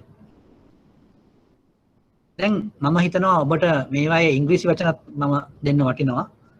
ඒ නිසා මම ඒක බෝඩ් එකේ දාන්නම් ඉංග්‍රීසි වචන ටික. මොකද මේ අවස්ථාවේ මට කියන්න සිද්ධ වෙනවා බැංකුකරණය කියලා කියන එක ජාත්‍යන්තර විෂයක් නිසා අපිට සිද්ධ වෙනවා මේ විෂය ඉගෙන ගන්නකොට නොයෙකුත් විදිහේ වෙනත් ඒ කියන්නේ ඉංග්‍රීසි භාෂාවෙන් තියෙන දේවල් අපිට කතා කරන්න සිද්ධ වෙනවා. දැන් මෙහෙම කරද්දී එහෙම කතා කරනකොට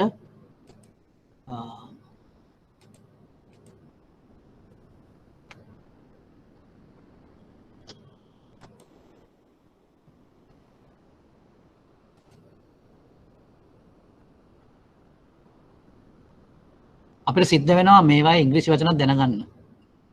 දැන් අතරමැදිකරණයට අපි කියනවා ෆයිනෑන්ෂල් ඉන්ටර්මීඩියේෂන් කියලා. මම ඒවා බෝඩ් එකේ දාන්නම්. දැන් අපි කතා කරා කාරණා දෙකක් ගැන. එකක් පරිණති පරිවර්තනය, අනිත් එක වටිනාකම් පරිවර්තනය. පරිණති පරිවර්තන අපි කියන්නේ මැචුරිටි ට්‍රාන්ස්ෆෝමේෂන් කියලා. වටිනාකම් පරිවර්තනය කියන එකට අපි කියනවා ඩිනොමිනේෂන් ට්‍රාන්ස්ෆෝමේෂන් කියලා. මම ඒ ටික බෝඩ් එකේ දාන්නම්.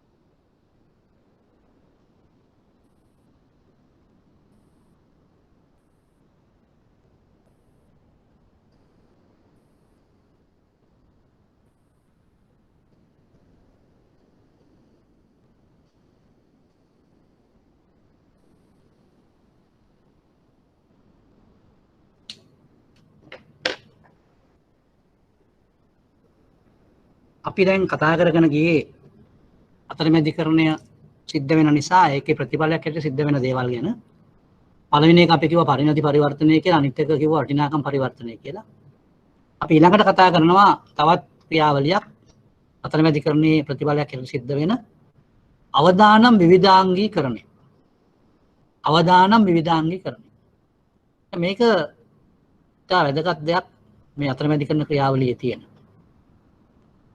දැන් අපි දන්නවා මේ බැංකුවක් තැන්පතු ඒකරාශි කරද්දී එක ප්‍රදේශයකින් නෙමෙයි මේ තැන්පතු ඒකරාශි කරන්නේ.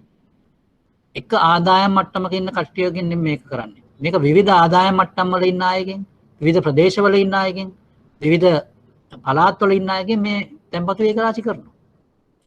ඒ වගේම වටිනාකම් වැඩි තැන්පතු වෙනවා, වටිනාකම් අඩු තැන්පතු තියෙනවා. මේක විශාල වශයෙන් හැමතැනම ව්‍යාප්ත වෙලා තියෙනවා. ඒ නිසා මේ හැම දෙනාම එක වෙලාවකට මේ මුදල් ආපසු ඉල්ලන සම්භාවිතාවය බොහොම අඩුයි. දැන් සාමාන්‍යයෙන් බැංකුවක තියෙන අවදානම තමයි මුදල් තැන්පත් කරපු අය එක වෙලාවෙම ඇවිල්ලා ඔක්කොම ටික එක වෙලාවට මුදල් ඉල්ලුවොත් තමයි බැංකුවට මේ මුදල් දෙන්න බැරි වෙන්නේ. නමුත් මේ තැන්පතු බාර ගන්න විදිහ ගැන බැලුවම මේ තැන්පතු බාරගන්නේ නොයෙකුත් ප්‍රදේශවලින්, නොයෙකුත් තරාතිරම් වල පුද්ගලයින්ගෙන්, නොයෙකුත් කර්මාන්ත කරන පුද්ගලයින්ගෙන්. ඒ නිසා මේ හැම කෙනාටම එක වෙලාවෙම මුදල් ආපසු ගැනීමේ අවශ්‍යතාවයක් ඉන්නේ නැහැ. ඒ මුදල් තැන්පතු දිහා බැලුවම සිද්ධ වෙන අවදානම් විවිධාංගීකරණය. ඒ වගේම ණය මුදල් ප්‍රදානය කරනකොටත් එක කට්ටියකට විතරක් නෙමෙයි ණය මුදල් දෙන අය ඉන්නවා විවිධ වර්ග. ඒ කියන්නේ විශාල සමාගම් තියෙනවා, කුඩා සමාගම් තියෙනවා, සුළු හා මධ්‍ය පරිමාණ කර්මාන්ත තියෙනවා, පුද්ගලික කට්ටිය ඉන්නවා. මේ සියලුම ආකාරයේ පුද්ගලයන් ණය ප්‍රදානය කරනවා. නොයෙකුත් ප්‍රදේශවල ඉන්න අයට. ඉතින් ඒ නිසා ණය ප්‍රදානය කරද්දී දැන් අපි හිතමු කාට හරි විශාල ප්‍රශ්නයක් ඇති වුණා කියලා. පාඩුවක් ඇති වුණා කියලා. ඒතකොට ඒගොල්ලන්ට විතරයි ඒකේ බලපෑම තියෙන්නේ. අනිත් අයට බලපෑමක් නැහැ. නමුත් අපි දන්නවා දැන් අපි මේ කතා කරන සාමාන්‍ය අවස්ථාවකදී. නමුත් දැන් අපි ඔබ කවුරුත් දන්නවා දැන් මේ අපේ කොරෝනා වෛරසය නිසා මුළු ආර්ථිකයේම ණයවල සම්බන්ධයෙන් ප්‍රශ්නයක් ආවා. දැන් ඒ මුළු ආර්ථිකයටම ආපු හින්දා. එහෙම නැතුව අපි හිතමු මොකක් හරි දේශගුණික ප්‍රශ්නයක් නිසා එක කණ්ඩායමක් ණය දෙන එක අපහු ගෙවන්න එක බැරි වුණා කියලා. එතකොට අනිත් අයට ඒක වෙන්නේ නැති හින්දා බැංකුවකට පුළුවන් ඒ වගේ එකක් තරහා ගන්න. ඒක තමයි අවදානම් විවිධාංගීකරණය කියලා කියන්නේ. එතකොට මේ අවදානම් විවිධාංගීකරණය කියන එක ඇති වෙන්නේ අතරමැදිකරණයේ ප්‍රතිඵලයක් හැටියට. මොකද තැන්පතු ඒකරාශීකරණය කරනකොට අපි එක කණ්ඩායමකින් නෙමෙයි තැන්පතු ඒකරාශී කරන්නේ. විවිධ කණ්ඩායම් වලින් තැන්පතු ඒකරාශී කරනවා. ණය ප්‍රදානය කරද්දී විවිධ කණ්ඩායම් වලට ණය දෙනවා. මෙන්න මේ කාරණාව නිසා මේ බැංකුවට දරන්න තියෙන අවදානම් අඩු වෙනවා. අපි කියනවා ඒකට අවදානම් විවිධාංගීකරණය කියලා. දැන් අපි කාරණා තුනක් කතා කරා අතුරුමැදිකරන ක්‍රියාවලියේ අතුරුඵල හැටියට. පළවෙනි එක අපි කිව්වා පරිණති පරිවර්තනය. දෙවෙනියට අපි කිව්වා වටිනාකම් පරිවර්තනය. තුන්වෙනුවට අපි කිව්වා අවදානම් විවිධාංගීකරණය.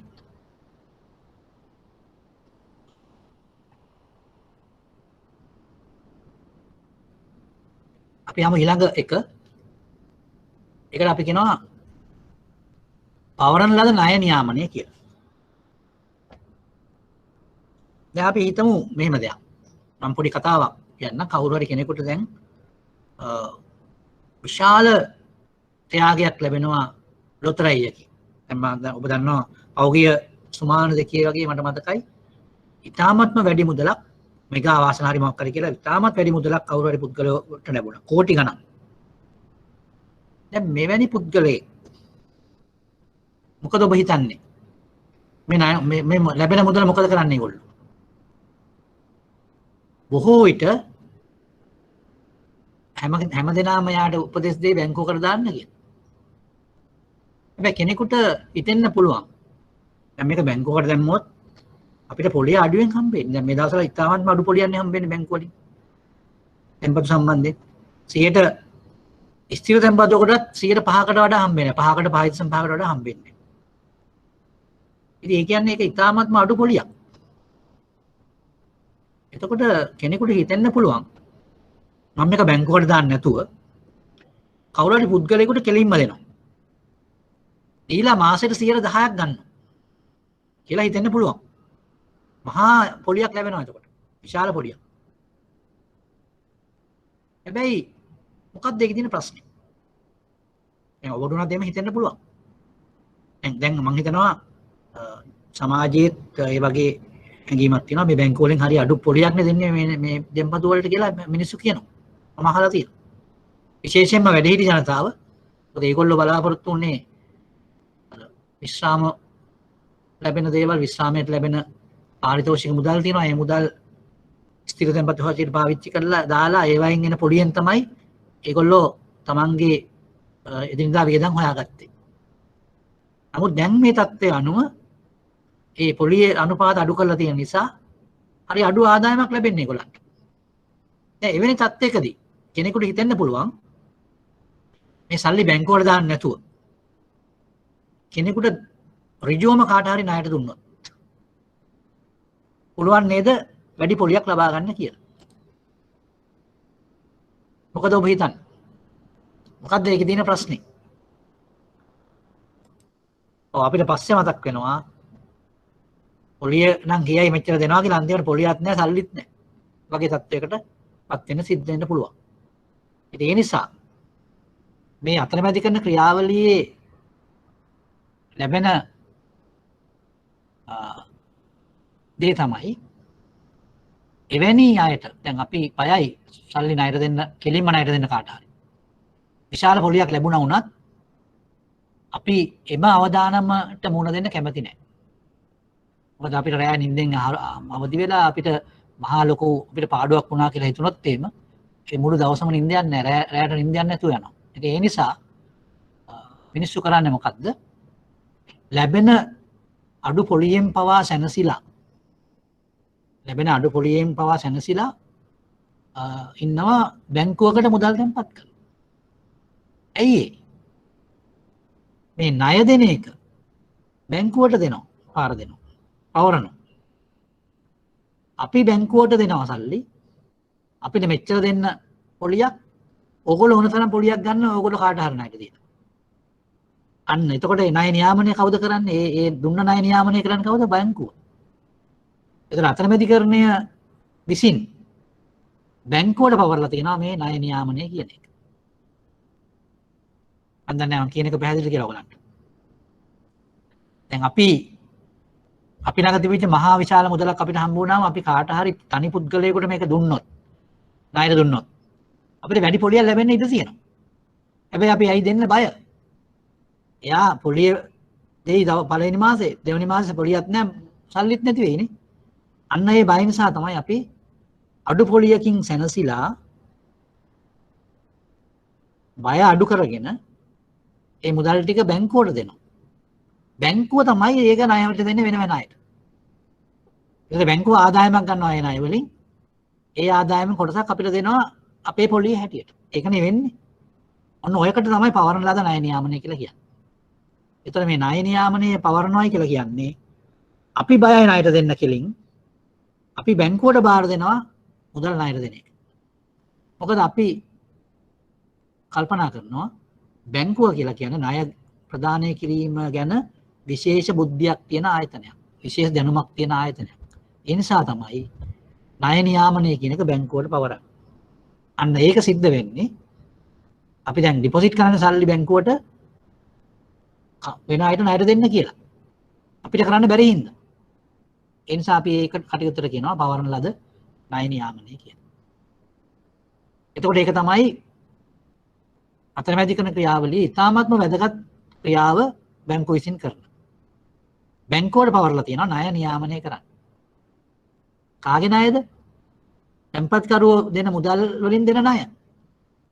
ඒක නියාමනය කරන එක තමයි පවරලා තියෙන්නේ. එතකොට ඒකත් අතරමැදි කරන්නේ අතුරු ඵලයක්. දැන් මෙන්න මේ කාරණා හතර තමයි අතරමැදිකරණයේ ප්‍රතිඵලයක් හැටියට සිද්ධ වෙන කාරණාවන් හතර. මම නැවතත් කියන්නම්. පරිණති පරිවර්තනය, වටිනාකම් පරිවර්තනය, අවදානම් විවිධාංගීකරණය, අවරණ ලද ණය නියාමනය. අපි මේ ඉංග්‍රීසි වචන ගැන කිව්වොත් පරිණති පරිවර්තනය කියන එකට අපි කියනවා maturity transformation කියලා. මම මේක පෙන්නන්නම් ඔයගලන්ට.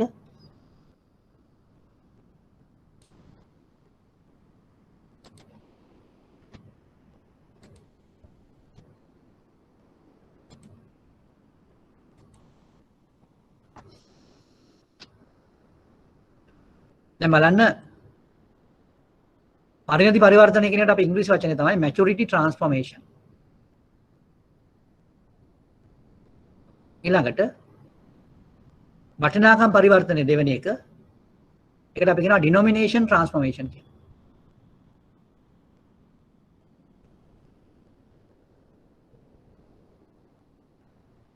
ඊළඟට අවදාන විවිධාංගීකරණයට අපි කියනවා risk diversification කියලා. risk diversification. ඊළඟට අවරණ ලද ණය නියාමනයට කියනවා delegated monitoring කියලා. delegated monitoring. ඔන්න ඔය ඉංග්‍රීසි වචන තමයි පාවිච්චි වෙන්නේ. ඒතර අපි ඉස්සෙල්ලාම කිව්වා මූල්‍ය අතරමැදිකරණය කියලා. ඒකට කියන්නේ financial intermediation. මම ඒකත් දාන්නම් බෝඩ් එකේ.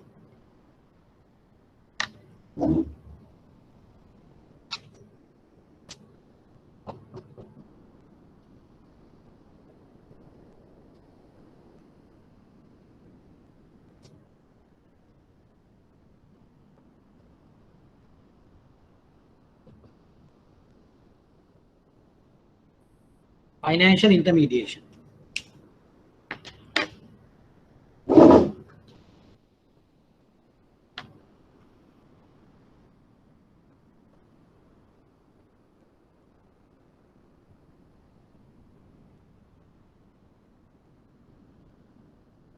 Right.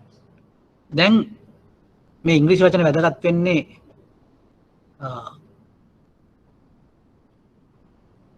ඔබට පොතක් පතක් කියවන්න වුණොත් මේ සම්බන්ධයෙන් මේ වගේ දේවල් වැදගත් වෙනවා. මම හිතනවා ඉංග්‍රීසි භාෂාවෙන් පොතක් කියවනකොට එහෙම මේ වැදගත් වෙයි. ඒකම දැනගත් යුතු කාරණාව තමයි මෙම විෂය අන්තර්ජාතික පිළිගැනීමක් තියෙන විෂයක්. ඒ නිසා ඔබට සිද්ධ වෙනවා අන්තර්ජාතික භාෂාවකින් මේ සම්බන්ධයෙන් වැඩි දැනුවත් වීමක් වෙන්න.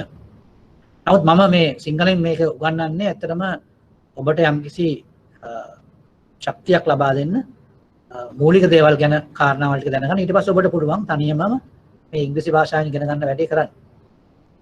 ඒක තමයි අපිට මේ අවශ්‍ය වෙන කටයුත්ත.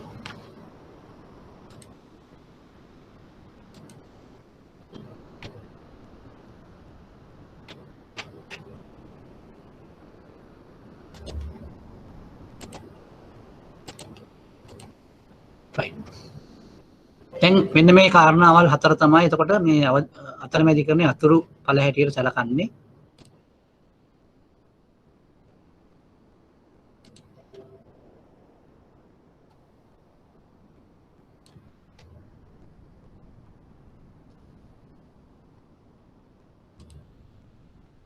දැන් බලන්න මේ පරිණති පරිවර්තනයේ මෙතන විස්තරයක් තියෙනවා.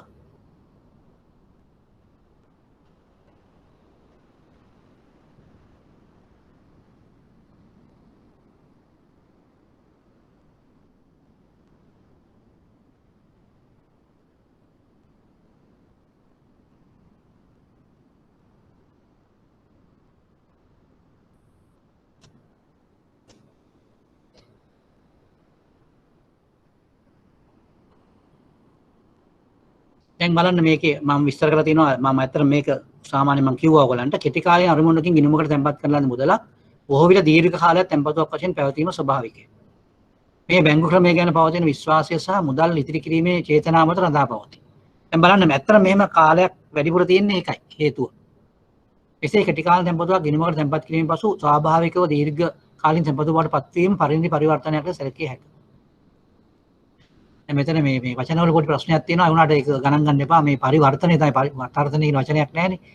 පරිවර්තනය මේකේ මොකක් හරි මේ මම හිතන්නේ මේ වර්ඩ් ප්‍රොසීඩින් එකේ ප්‍රශ්නයක්.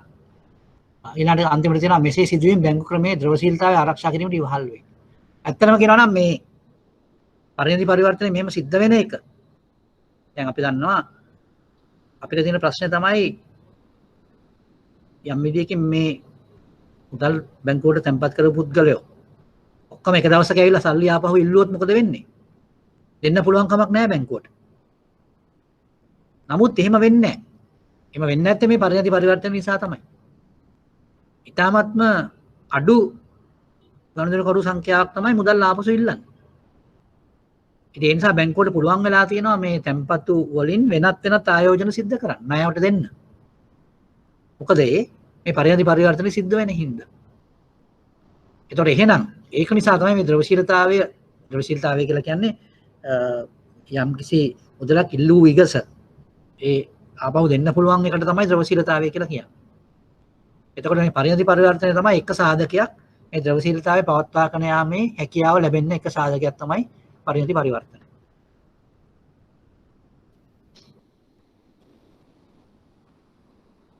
මේකත් මම විස්තර කරා ඔයගලන්ට මේ වටිනාකම් පරිවර්තනය කියන්නේ මොකක්ද කියලා. ගොක් වෙලාවකදී බැංකුවක්කදී ගනුදෙනුකරුවන් විසින් තැන්පත් කරන ලබන තැන්පතුව වලින් 90% විතර රුපියල් ලක්ෂයකට වඩා අඩු වෙලා තියෙන්නේ. හැබැයි ණය ප්‍රදානය කරනකොට ඔගේ අනිත් පැත්ත වෙන්නේ. හැම එකම වගේ රුපියල් ලක්ෂයකට වඩා වැඩි. ඉතින් ඒක තමයි අපි කියන්නේ වටිනාකම් පරිවර්තනය කියලා. දැන් මේක වෙන්නේ ණය මුදලක් තුළ සාමාන්‍යයෙන් තැන්පතු 10ක් විතර තියෙනවා. කුඩා ගැනීම තැන්පතු එක්ස්ප්‍රෙස් වීමෙන් ඉහළ වටිනාකම යුතු ණය මුදලක් ප්‍රදානය කිරීමේ හැකියාව ඇතිවීම. දැන් බලන්න ඒ සිද්ධිය.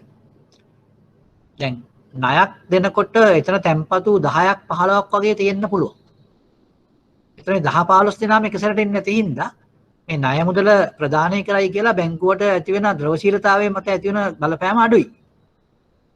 අන්න වටිනාකම් පරිවර්තන නිසා පිට බැංකුවට මේ ද්‍රවශීලතාවයට ඇති කරන බලපෑම අඩු කරලා තියෙනවා.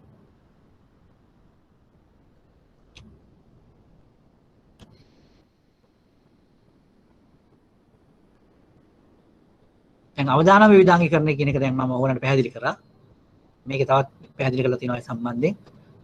තැන්පතු ඒකරාශී කිරීමේදී විවිධ මට්ටමේ ගණනකරුවන්ගෙන් විවිධ ප්‍රදේශ වලින් විවිධ කර්මාන්ත වලින් සිදු කරනවා. එසේම ණය ප්‍රදානය කිරීමේදීද විවිධ ප්‍රදේශ විවිධ ආදායම් මට්ටම් විවිධ කර්මාන්ත සඳහා ඒවා ප්‍රදානය කරයි. මේ විවිධත්වය නිසා එක් කණ්ඩායමක් අවදානමකට ලක් වුවද සෑම කණ්ඩායමක්ම එක විටම අවදානමකට ලක් වීමට ඇති ඉඩකඩ විතර නිසා අවදානම් පාලනය කළ හැකියි. මේක තමයි අවදානම් විවිධාංගීකරණය කියලා කියන්නේ.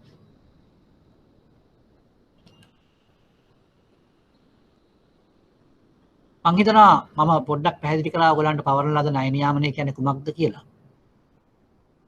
මේක තමයි මේ අතරමැදිකරණය හරහා සිද්ධ වෙන ඉතා වැදගත්ම කටයුත්ත. ඒ වගේම බැංකු ලාභ ලබා ගන්නෙත් මේකෙන්ම තමයි. දැන් ඇත්ත වශයෙන්ම කියනවා නම් මේ සිද්ධිය බැංකුවකට බාර දෙනකොට ගණනකරුවෝ දැනගන්න ඕන මේ බැංකුව කොච්චර කාර්යක්ෂම විදිහට ණය නියාමනය සිද්ධ කරනවද කියලා. දැන් මම පොඩි ප්‍රශ්නයක් අහන්නම් ඕගොල්ලන්ගෙන් මේ වෙලාවේ. බැංකුවක් මේ ණය නියාමනය හොඳට කරනවා කියන එක, ණය දෙන ක්‍රියාවලිය හොඳට කරනවා කියන එක දැනගන්න අපිට තියෙන දර්ශකයක් තියනවාද බැංකුව සම්බන්ධයෙන්? වෙනත් වචනෙන් කියනවා නම් අපිට සෑහීමකටපත් වෙන්න පුළුවන් මේ බැංකුවේ ණය නියාමන ක්‍රියාවලිය සම්බන්ධයෙන් ඒ දර්ශකය ගැන බලලා. මොකක්ද මේ දර්ශකය කියලා කාට හරි කියන්න පුළුවන් නම් මේ chat එකේ දාන්න.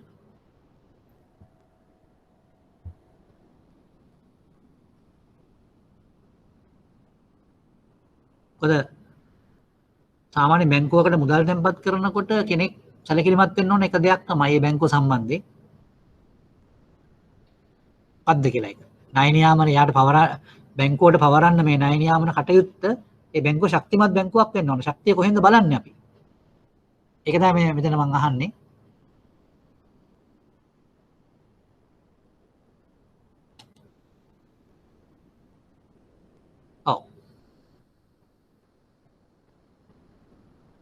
ඔව් බොහොම හොඳයි. උත්තරේ හරි. අක්‍රිය ණය අනුපාතය. ඒක තමයි අපි බලන දේ. අක්‍රිය ණය අනුපාතයේ අඩු අගයක් ගන්න ඕන. අපිට ඇත්තටම රූල් එකක් නැහැ තියෙන අගය කියලා. ඒක සාමාන්‍යයෙන් ලංකාවේ 3%කට වඩා අඩු අගයක් ගන්නවා නම් සාමාන්‍යයෙන් හොඳයි අක්‍රිය ණය අනුපාතය. හොඳයි. අපි බලමු ඊළඟට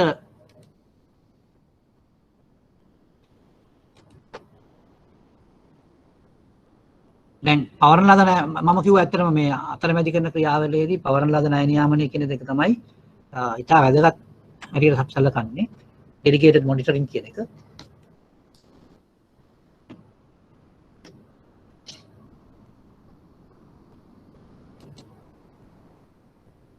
අපි දැන් බලමු ඊළඟට මේ කාර්යක්ෂම අතරමැදිකරණයක් සඳහා බැංකුවල තියෙන දායකත්වය මොකක්ද කියලා.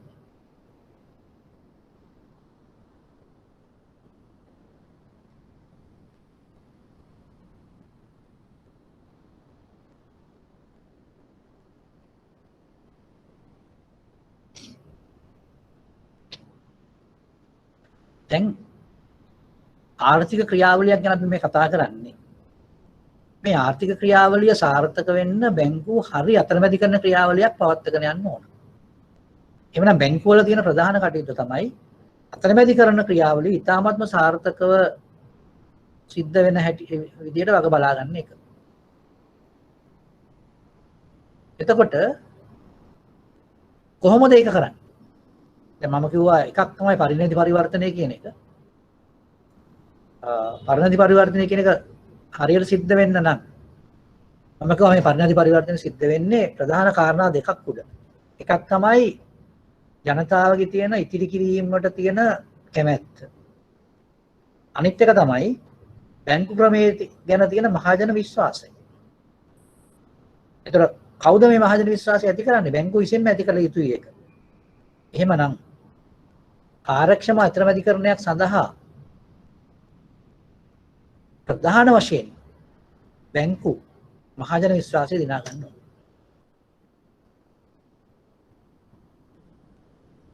දැන් ඒක කරන්න බැංකුව වලට පුළුවන් වෙන්නේ කාර්යක්ෂම ගනුදෙනුකාර සේවයක් පවත්වාගෙන ගියොත් පමණයි. ඒ වගේම අප්‍රිය ණය අනුපාතය ඊට අවම මට්ටමක පවත්වාගෙන යන්න ඕන. එතකොට පුළුවන් පවරන ලද ණය නියාමනය සාර්ථකව සිදු කරනවායි කියලා ගනුදෙනුකරුවන්ට ඒත්තු ගන්න.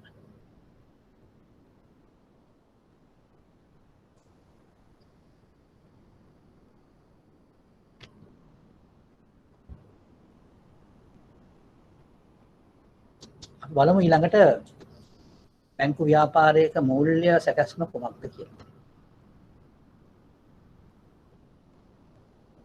අපි දැන් අද මේ පාඩම ආරම්භ කළේ අතරමැදි කරන ක්‍රියාවලිය හරහා. අතරමැදි කරන ක්‍රියාවලියේ පළවෙනිම දේ තමයි අතිරික්ත ඒකකවල සිට මුදල් ගලාගෙන එනවා කියන එක. මොනවද මේ මුදල් ගලාගෙන එන්නේ? මොන වගේද එන්නේ? තැන්පතු හැටියට එන්නේ. සමහර විට ඉතිරි කිරීම තැන්පතු වෙන්න පුළුවන්. ජංගම ගිණුම් තැන්පතු වෙන්න පුළුවන්. එහෙම නැත්නම් ස්ථිර තැන්පතු වෙන්න පුළුවන්. එතකොට දැන් සමහර බැංකු තියෙනවා ඒගොල්ලන් ගනුදෙනුකරුවන්ගේ තැන්පතු විතරක් නෙමෙයි පාවිච්චි කරන්නේ ඒගොල්ලන්ගේ ව්‍යාපාරය සකස් කරගන්න. එතකොට බැංකු තැන්පතු වලට අමතරව මුදල් වෙළඳපොලින් ණය ගන්න අවස්ථාවලුත් තියෙනවා. ඒ තැන්පතු වලට අමතරව මුදල් වෙළඳපොලින් ණය ගන්න. පොඩි උදාහරණයකට කියනවා නම් අපි සාමාන්‍යයෙන් බැංකු වැඩි හරියක් තමන්ගේ ණය මුදල් වලට පාවිච්චි කරන්නේ තැන්පතු තමයි. හැබැයි සමහර අවස්ථාවලදී තැන්පතු ප්‍රමාණය අඩු වුණොත් මුදල් වෙළඳපොලින් මුදල් අරගෙන ණය ප්‍රදානය කරන වෙලාවල් තියෙනවා. මොකක්ද ඒ කියන්නේ? ණය මුදල් වෙළඳපොළ කියලා කියන්නේ එක්තරා සැකස්මක් තියෙනවා. ඒ සැකස්මේදී පුළුවන් බැංකුවකට වෙනත් ආයතනයකින් විශාල මුදලක් ණයට ගන්න. ආයතනයකින්. දැන් ගනුදෙනුකරුවෝ නෙමෙයි. අපි කියනවා ඒගොල්ලන්ට මුදල් වෙළඳපොලේ ක්‍රියාත්මක වන ආයතන කියලා. මුදල් වෙළඳපොලේ මුදල් විකුණන ආයතන. තව බැංකුවක් වෙන්න පුළුවන්. තව ආයතනික ගණන්කරුවෙක් වෙන්න පුළුවන්. ඒගොල්ලන්ට පුළුවන් විශාල ණය මුදල් බැංකුව වලට දෙන්න. එවැනි ණය මුදලුත් බැංකු සාමාන්‍යයෙන් පාවිච්චි කරනවා. ඊළඟට මේ ණය මුදල් සහ තැන්පතු වලින් ලබා ගන්න මුදල් ආයෝජනය කර මොනවාද? ගණන්කරුවන්ට දෙන ණය මුදල් වලට සහ වෙනත් ආයෝජන වලට.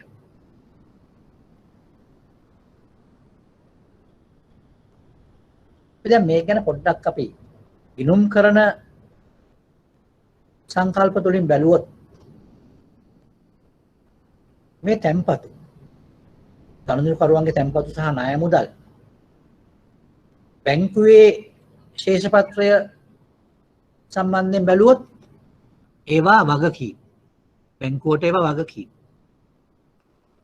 ඒ කියන්නේ තැන්පතු කියන ඒවා බැංකුවේ වගකීම්. මොකද හේතුව? තැන්පතු ආපසු ඉල්ලන වෙලාවට තැන්පතු දෙන්න ඕන බැංකුව. වගකීම් බැඳලා ඉන්නවා. බැංකුව ගත ණය මුදලකුත් ඒ වගේ තමයි. ණය මුදල ගෙවන්න වෙනවා. ඉන්සයි ගණන්කරුවන්ගේ තැන්පතු සහ බැංකුව ලබාගත් ණය මුදල් අපි සලකන්නේ බැංකුවේ වගකීම් හැටියට. මං හිතන්නේ ඒක ප්‍රශ්නයක් නෑ. ගිණුම්කරණයේ පැත්තෙන් බැලුවම ඒක තමයි සාමාන්‍ය මූලධර්මය. ගණන්කරුවන්ගේ තැන්පතු සහ බැංකුව ලබාගත් ණය මුදල් අපි සලකනවා බැංකුවේ වගකීම් හැටියට. ඊළඟට අපි එම මුදල් තමයි ණය මුදල් හැටියට දෙන්නේ. ගණන්කරුවන්ගේ ණය මුදල්. දැන් ඇත්තටම කියනවා නම් ඒකත් ආයෝජනය කිරීමක් තමයි. හැබැයි අපි ඍජුවම ආයෝජනය කරන පැත්තකුත් තියෙනවා. බැංකුවකට පුළුවන් ඕනනම් ඍජු ආයෝජනයක් කරන්න එක්කෝ භාණ්ඩාගාර බිල්පත්වල භාණ්ඩාගාර බැඳුම් කරවල එහෙම නැත්නම් ආයතනික බැඳුම් කරවල වගේ ඒවායේ ආයෝජනය කරන්න පුළුවන්. මෙහෙම ආයෝජනයක් කරාම එහෙම නැත්නම් ගණන්කරුවන්ට ණය දුන්නාම අපි ඒවට කියන්නේ වත්කම් කියලා. මොකද හේතුව එම ණය මුදල් වලින් සහ ආයෝජන වලින් බැංකුව බලාපොරොත්තු වෙනවා පොලි ආදායමක්. අනාගතයේදී ආදායමක් ලබා දෙන නිසා අපි ඒවට කියන වත්කම් කියලා. දැන් ඔබට පැහැදිලි බැංකු ව්‍යාපාරයක ගනුදෙනු සැකස්ම සහ ශේෂපත්‍රයක තියෙන දෙපැත්ත කොහොමද නියෝජනය වෙන්නේ කියලා. මෙතන ස්ලයිඩ් එකේ වම් අත පැත්තේ තියෙන්නේ වගකීම්. ඒ කියන්නේ මොනවද ඒ? මේ මූල්‍යණය සිද්ධ වන්නේ ගණන්කරුවන්ගේ තැන්පතු සහ බැංකුව ලබාගත් ණය මුදල්. ඒවා වගකීම් හැටියට පාවිච්චි කරනවා. අනිත් පැත්තෙන් ආයෝජන තියෙනවා. ආයෝජන කියලා කියන්නේ ගණන්කරුවන්ට ණය මුදල් ලබා දෙන එකත් ආයෝජනයක්. ඒ වගේම ඍජු ආයෝජනත් බැංකුව පවත්වාගෙන යනවා. මේ ආයෝජන වලින් බැංකුව ඉදිරියේදී පොලි ආදායම බලාපොරොත්තු වෙන හින්දා මේ ආයෝජන සහ ගණන්කරුවන්ට ලබා දුන් ණය සලකනවා වත්කම් හැටියට. මම හිතන්නේ මේ කාරණාව පැහැදිලි. දැන් අපි ඉංග්‍රීසියෙන් කියනවා නම් මේ liabilities customers ලගේ deposits සොයි බැංකුව ගත්ත borrowings ඒ කියන්නේ බැංකුව ගත්ත loans ඒ දෙකම අයිති වෙන්නේ liabilities වලට. ඒ වගේම customer loans උයි බැංකුව කරන investment උයි අයිති වෙන්නේ assets වලට. මම හිතනවා ඔබට පැහැදිලි කියලා ඒක. ඒක තමයි මූල්‍ය සැකස්ම.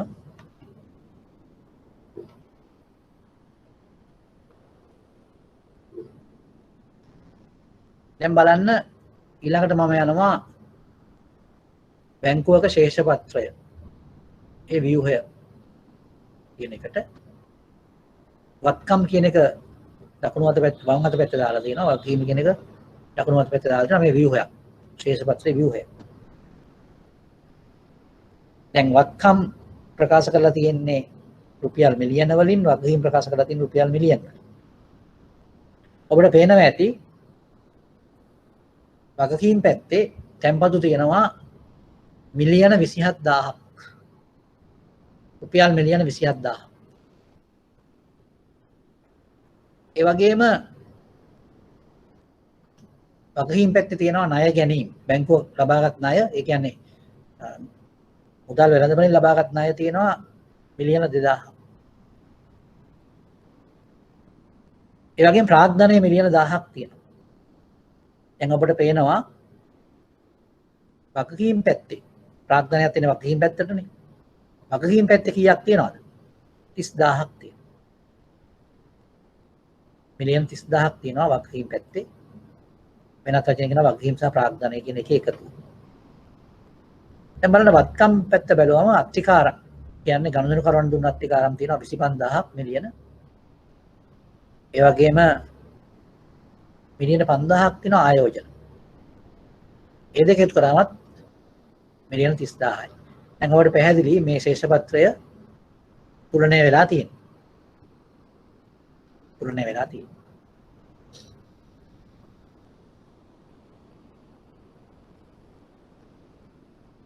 දැන් මම පොඩි අභ්‍යාසයක් දෙනවා ඔයගලන්ට. ඔයගොල්ලෝ ගණනය කරන්න ඕන ප්‍රාග්ධනයේ මත වත්කම් අනුපාතය. මෙම බැංකුවේ මම මේ දාලා තියෙන බැංකුවේ ප්‍රාග්ධනයේ මත වත්කම් අනුපාතය ගණනය කරන්න. ඔව්.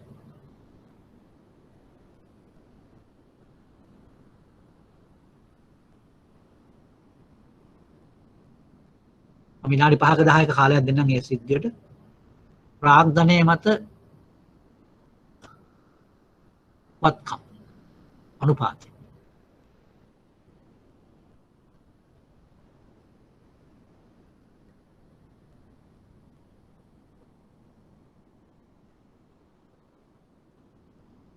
ඒ කියන්නේ වෙනත් වචනකින් කියනවා නම් ප්‍රාග්ධනය බෙදීම වත්කම්. ඒක පර්සන්ටේජ් එකක්. ඒ කියන්නේ ප්‍රතිශතයක් හැටියට.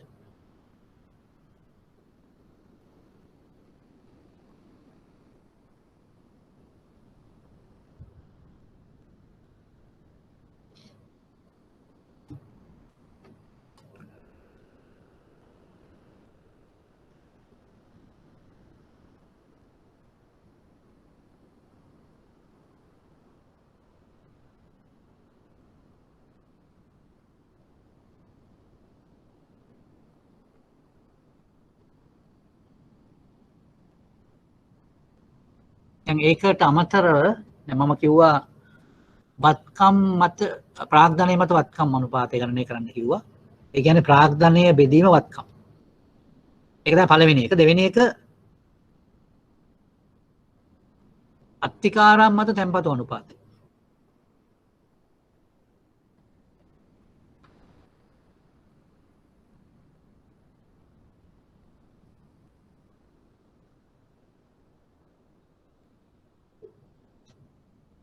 අත්තිකාරම් මත තැන්පතු අනුපාතය.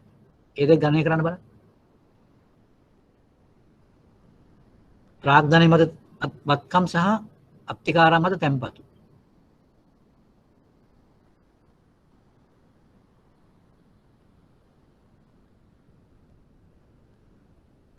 percentage එක කියන්නේ ප්‍රතිශතයක් එක්ක ගණනය කරන්න ඕන.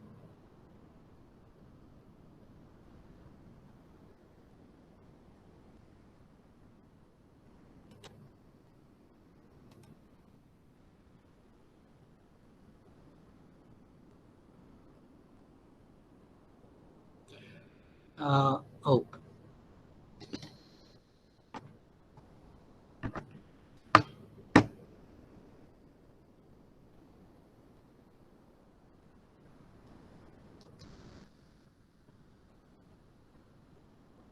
ප්‍රාග්ධනයේ මත වත්කම් අනුපාතය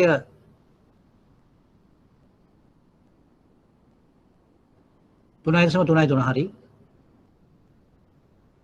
එතන අපි කරන්නේ 1000 බෙදනවා 30000න්. එතකොට එනවා 30 එක බෙදීම 30 කියන්නේ 3.33.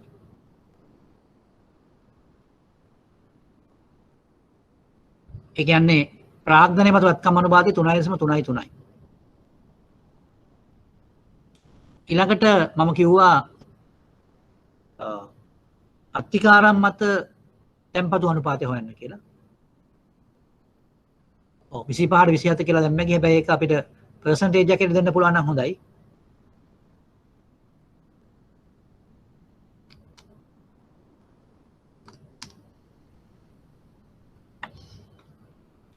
ඔව් බොහොම හොඳයි. 92.59 තමයි උත්තරේ.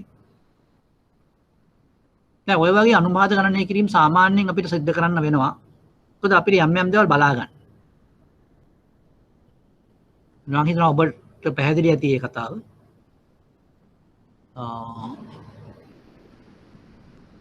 දැන් මම මෙතන වෑයම් කරන්නේ ඔබට කියන්න දැන් බලන්න ඔබ දැක්කා ප්‍රාග්ධනය මත වත්කම් අනුපාතය 3.33යි කියලා. ඒ කියන්නේ මෙම ප්‍රාග්ධනය කියලා අදහස් කරන්නේ මොකද්ද? මේ බැංකු ව්‍යාපාරයේ පවත්වාගෙන යන අයගේ අතින් දාලා තියෙන සල්ලි. ඒ කියන්නේ ව්‍යාපාරයේ අනුන්ගේ සල්ලි නෙමෙයි තමන්ගේ සල්ලි. අපිට පේනවා අනුන්ගේ සල්ලි 100ක් අනුන්ගේ දේවල් 100ක් තියෙන තැන තමන්ගේ වතින් 3.33යි. ඒ කියන්නේ වත්කම් වලින් 3.33ක් නේ ප්‍රාග්ධනය කියන්නේ. ඒ කියන්නේ බොහොම අඩු වගයක්. අපි මෙවැනි ආයතන වලට කියනවා අධිතෝලනයට පත්වෙච්ච ආයතන කියලා. අධිතෝලනයට පත්වෙච්ච ආයතන. ඒ කියන්නේ බැලුවම තමන්ගේ සල්ලි ඒ කියන්නේ තමන්ගේ වත්කම් තමන්ගේ අපි කියන සුද්ධ වත්කම් කියලා. තමන්ගේ ප්‍රාග්ධනය බැලුවම වගකීම් එක්ක බැලුවම සංසන්දනය කළ බැලුවම ඉතාමත්ම අඩු වගයක් තියෙනවා. අපි මෙවැනි ආයතන වලට කියනවා අධිතෝලනයට ලක් වෙච්ච ආයතන කියලා. අධිතෝලනය. බැංකු කියලා කියන්නේ ඇත්තටම අධිතෝලනයට ලක් වෙච්ච ආයතන. ඒ නිසා තමයි බැංකුවක් සම්බන්ධයෙන් විශාල නියාමන රෙගුලාසි තත්ත්වයක් ක්‍රියාත්මක වෙන්නේ. විශේෂයෙන් වාණිජ්‍ය බැංකුවක් සම්බන්ධයෙන්. මොකද හේතුව වාණිජ්‍ය බැංකුවකට පුළුවන්කම තියෙනවා විශාල වශයෙන් අධිතෝලනයට ලක් කරන්න. ණය මුදල් ලබා ගන්න පුළුවන්. මුදල් මවන්න පුළුවන්. ඔය වගේ නොයෙකුත් කාරණාවල් නිසා බැංකුවකට පුළුවන් වෙනවා වාණිජ්‍ය බැංකුවකට තෝලනය වැඩි කරන්න. එතකොට තෝලනය වැඩි වීමේ ප්‍රතිඵලය වෙන්නේ යම් විදියකින් විශාල අලාභයක් ඇති වුණොත්. ඒ අලාභය පියවන්න ප්‍රාග්ධනය ප්‍රමාණවත් වන්නේ නැහැ. එතකොට බැංකුව මුදල් වස්තු බංගත්වයට පත් වෙනවා. ඒක තමයි අවුල. ඉතින් මම හිතනවා මම මේ පැහැදිලි කරන්න වෑයම් කරේ ඔයගලන්ට බැංකුවක ශේෂපත්‍රයේ ව්‍යුහය. දැන් මේක එක බැංකුවකට නෙමෙයි හැම බැංකුවකටම වගේ මේ වගේ තමයි. මොකද ප්‍රාග්ධනය අපි සංසන්දනය කරලා බැලුවොත් වත්කම් එක්ක ඉතා අඩු වගයක් තියෙනවා.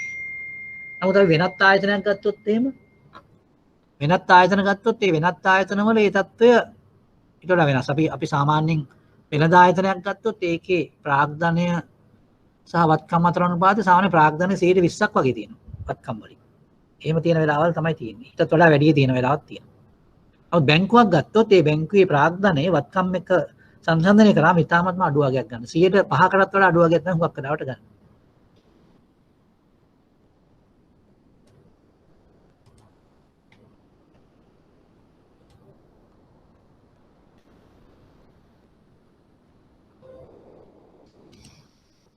දැන් මම බලාපොරොත්තු වෙනවා ඔබගේ ගැටලු මොනවා හරි තියෙනවා නම් සාකච්ඡා කරන්න මේ වෙලාවේ තව විනාඩි 10ක් වගේ කාලයක් තියෙනවා.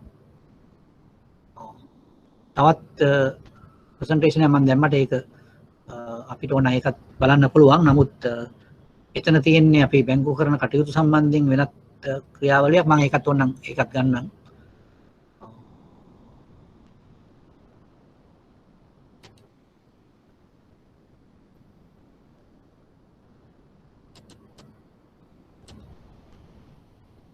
ඊළඟට අපිට සාකච්ඡා කරන්න තියෙන්නේ බැංකුකරු හා ගනුදෙනුකරු සම්බන්ධය කියන එක යටතේ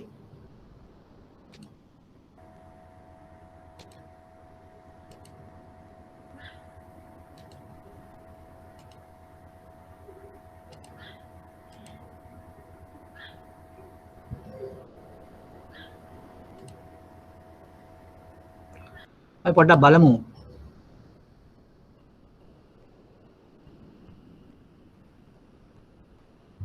බැංකු ආයතන බැංකුවක් අනිකුත් මූල්‍ය ආයතනයෙන් වෙන් කර හඳුනා ගැනීම. දැන් මෙන්න මෙහෙම පනතක් තියෙනවා 1988 අංක 30 දරන පනත. පනතින් බැංකුව බැංකුකරුවා බැංකු ව්‍යාපාරය යන්න හඳුන්වා දී ඇත. දැන් මේ වගේ පනත් සම්බන්ධයෙන් ඔබට දැනුවත් වෙන්න පුළුවන්. මේ සියලුම පනත් තියෙනවා ශ්‍රී ලංකා මහා බැංකුවේ වෙබ් අඩවි. ඔබට පුළුවන් මේ පනත් සිංහල පරිවර්තන පවා තියෙනවා. ඒ නිසා අපිට ඔබට පුළුවන් වෙයි ඒව බලා ගන්න අර මම කිව්වා වගේ වෙබ්සයිට් එකට ගියොත් සෙන්ට්‍රල් බැංක් වෙබ්සයිට් එකට ගියොත් බලා ගන්න පුළුවන්. මොකද මේ වගේ ඉදිරිපත් කිරීමකදී අපි ඔයගොල්ලන්ට හඳුන්වලා දෙන දේවල් තියෙනවා. ඒවයින් ප්‍රයෝජන ගන්න සහ ඒවා ඇප්ලයි කරන්න, ව්‍යවහාර කරන්න පුරුදු වෙන්න ඕන. එතකොට ඔබට දැනුම ලබා ගන්න ඉතාමත් පහසුයි. ඊළඟට තව පනතක් තියෙනවා 1949 අංක 58 දන්න මුදල් නීති පනත. මෙන්න මේ පනත් දෙක තමයි ඉතා වැදගත් වෙන්නේ බැංකු වල ක්‍රියාවල සඳහා. බැංකු ව්‍යාපාර පවත්වා ගැනීම සඳහා බැංකු ආයතන ශ්‍රී ලංකා මහා බැංකුවෙන් බලපත්‍රයක් ලබා ගත යුතුයි. මම ඉස්සෙල්ලා කිව්වා ඒ කතාව. එතකොට වාණිජ්‍ය බැංකු බලපත්‍රලාභී වාණිජ්‍ය බැංකු කියලා එක කොටසක් ඉන්නවා. බලපත්‍රලාභී විශේෂ බැංකු කියලා තවත් කොටසක් ඉන්නවා.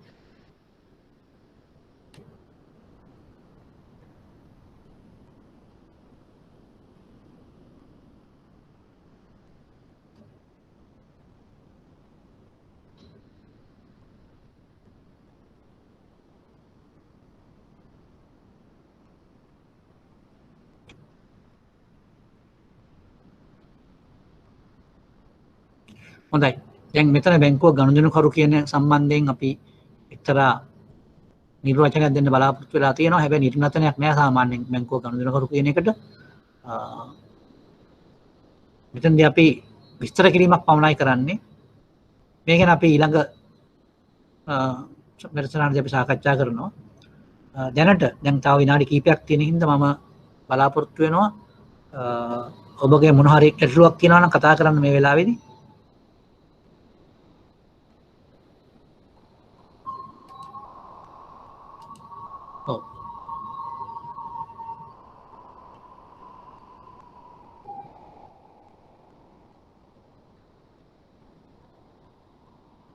ඔබට පුළුවන් මේ chat එකට මොනවා හරි එවන්න ඒ වගේ ගැටලුවක් තියෙනවා නම්. දැන් සියලු දෙනා මතක තියාගන්න අර මම කියාපු දේවල් ඉෂ්ට කරන්න ඊළඟ සුමානේදී ලංකාවේ තියෙන බලපත්‍රලාභී වාණිජ්‍ය බැංකු සහ ලංකාවේ තියෙන බලපත්‍රලාභී විශේෂ බැංකු.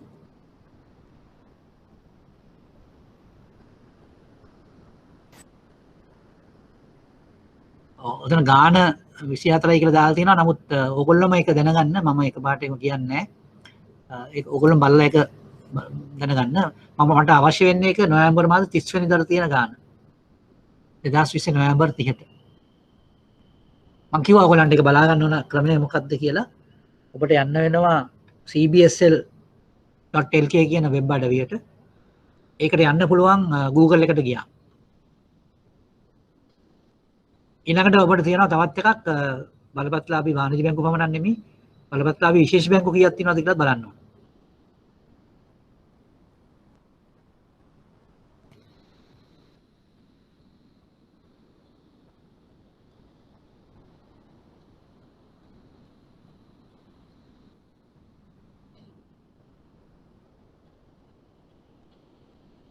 ඔව් එක ලින්ක්ස් අරම යනවා. හොඳයි බොහොම හොඳයි.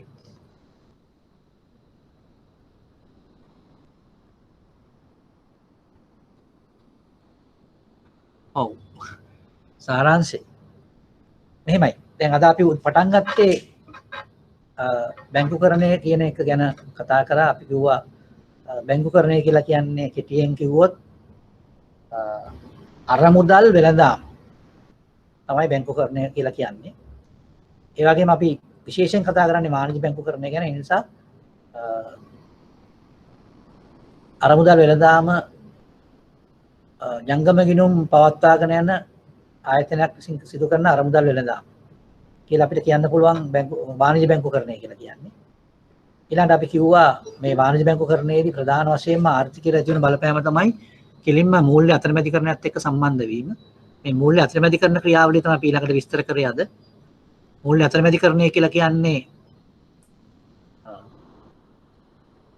අතිරික්ත ඒකකවල සිට ඉංගිය ඒකක දක්වා අතරමැදියන් හරහා අරමුදල් ගලාගෙන යාම තමයි මූල්‍ය අතරමැදිකරණය කියලා කිව්වේ.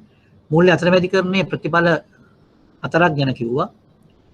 පරිණති පරිවර්තනය, වටිනාකම් පරිවර්තනය,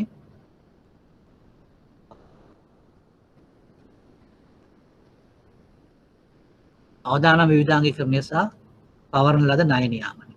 ඒ ටික තමයි අපි කිව්වේ අතරමැදිකරණයේ ප්‍රතිඵල හැටියට.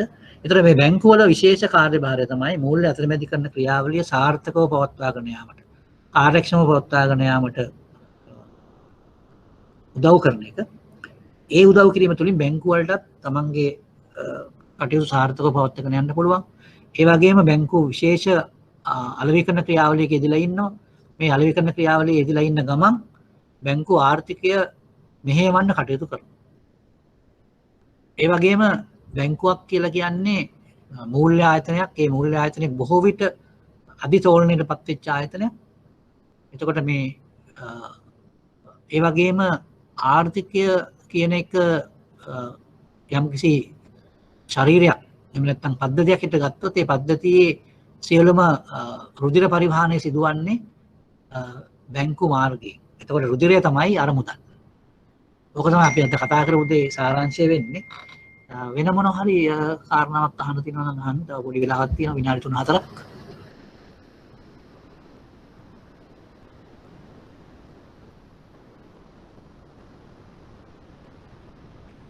ඔව් අර ගණන් හදපු විදිය ගැන කෙනෙක් අහලා තියෙනවා. දැන් මම ඇත්තටම ඉතාමත්ම සරල දෙයක් කතා කරේ. ඒ සරල දේ අනුව මම ඉස්සෙල්ලාම ඇහුවේ ප්‍රාග්ධනයේ මත වත්කම් මත ප්‍රාග්ධන උපාද. ඒ කියන්නේ ප්‍රාග්ධනයේ බෙදීම වත්කම්. ප්‍රාග්ධනයේ 1000යි වත්කම් 30000යි. 1000 බෙදීම 30000 වැඩි කිරීම 100.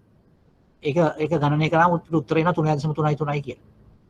ඒක තමයි ප්‍රාග්ධනයේ මත වත්කම් බැලුවේ. ඊළඟට අපි කිව්වා අත්තිකාරම් මත තැන්පතු. ඒක එන්නේ 25000 බෙදීම 27000. එතන තමයි 92.5 9 ආවේ. මම හිතන්නේ ඒක බෝඩ් එකේ පෙන්වන්න අවශ්‍යතාවයක් වෙන එකක් නෑ. ඒක පහසු දෙයක්, තාමත් පැහැදිලි දෙයක්. රයිට්. සමහර අය මේ කොමර්ෂල් බැංක්ස් වල ගානයි, ස්පෙෂලායිස්ඩ් බැංක්ස් වල ගානයි ඒවල තියෙනවා. අපි බලමු, අපි ඊළඟ සුමානේ මේක බලමු. දැන් මම කියාපු විදිහටද ඔයගොල්ලෝ බැලුවේ කියන එක තමයි මට දැනගන්න ඕන. මොකද ඔයගලන්ට මේ විදිහට තොරතුරු හොයාගැනීමේ ක්‍රමවේදයන් කියලා දෙන එකත් අපේ වගකීමක්. ඒ නිසා මම ඒකත් ඒ විදිහට කරන්නේ. ඔයගොල්ලෝත් ඒ විදිහටම කරලා බලන්න ඒක අනිත් අය.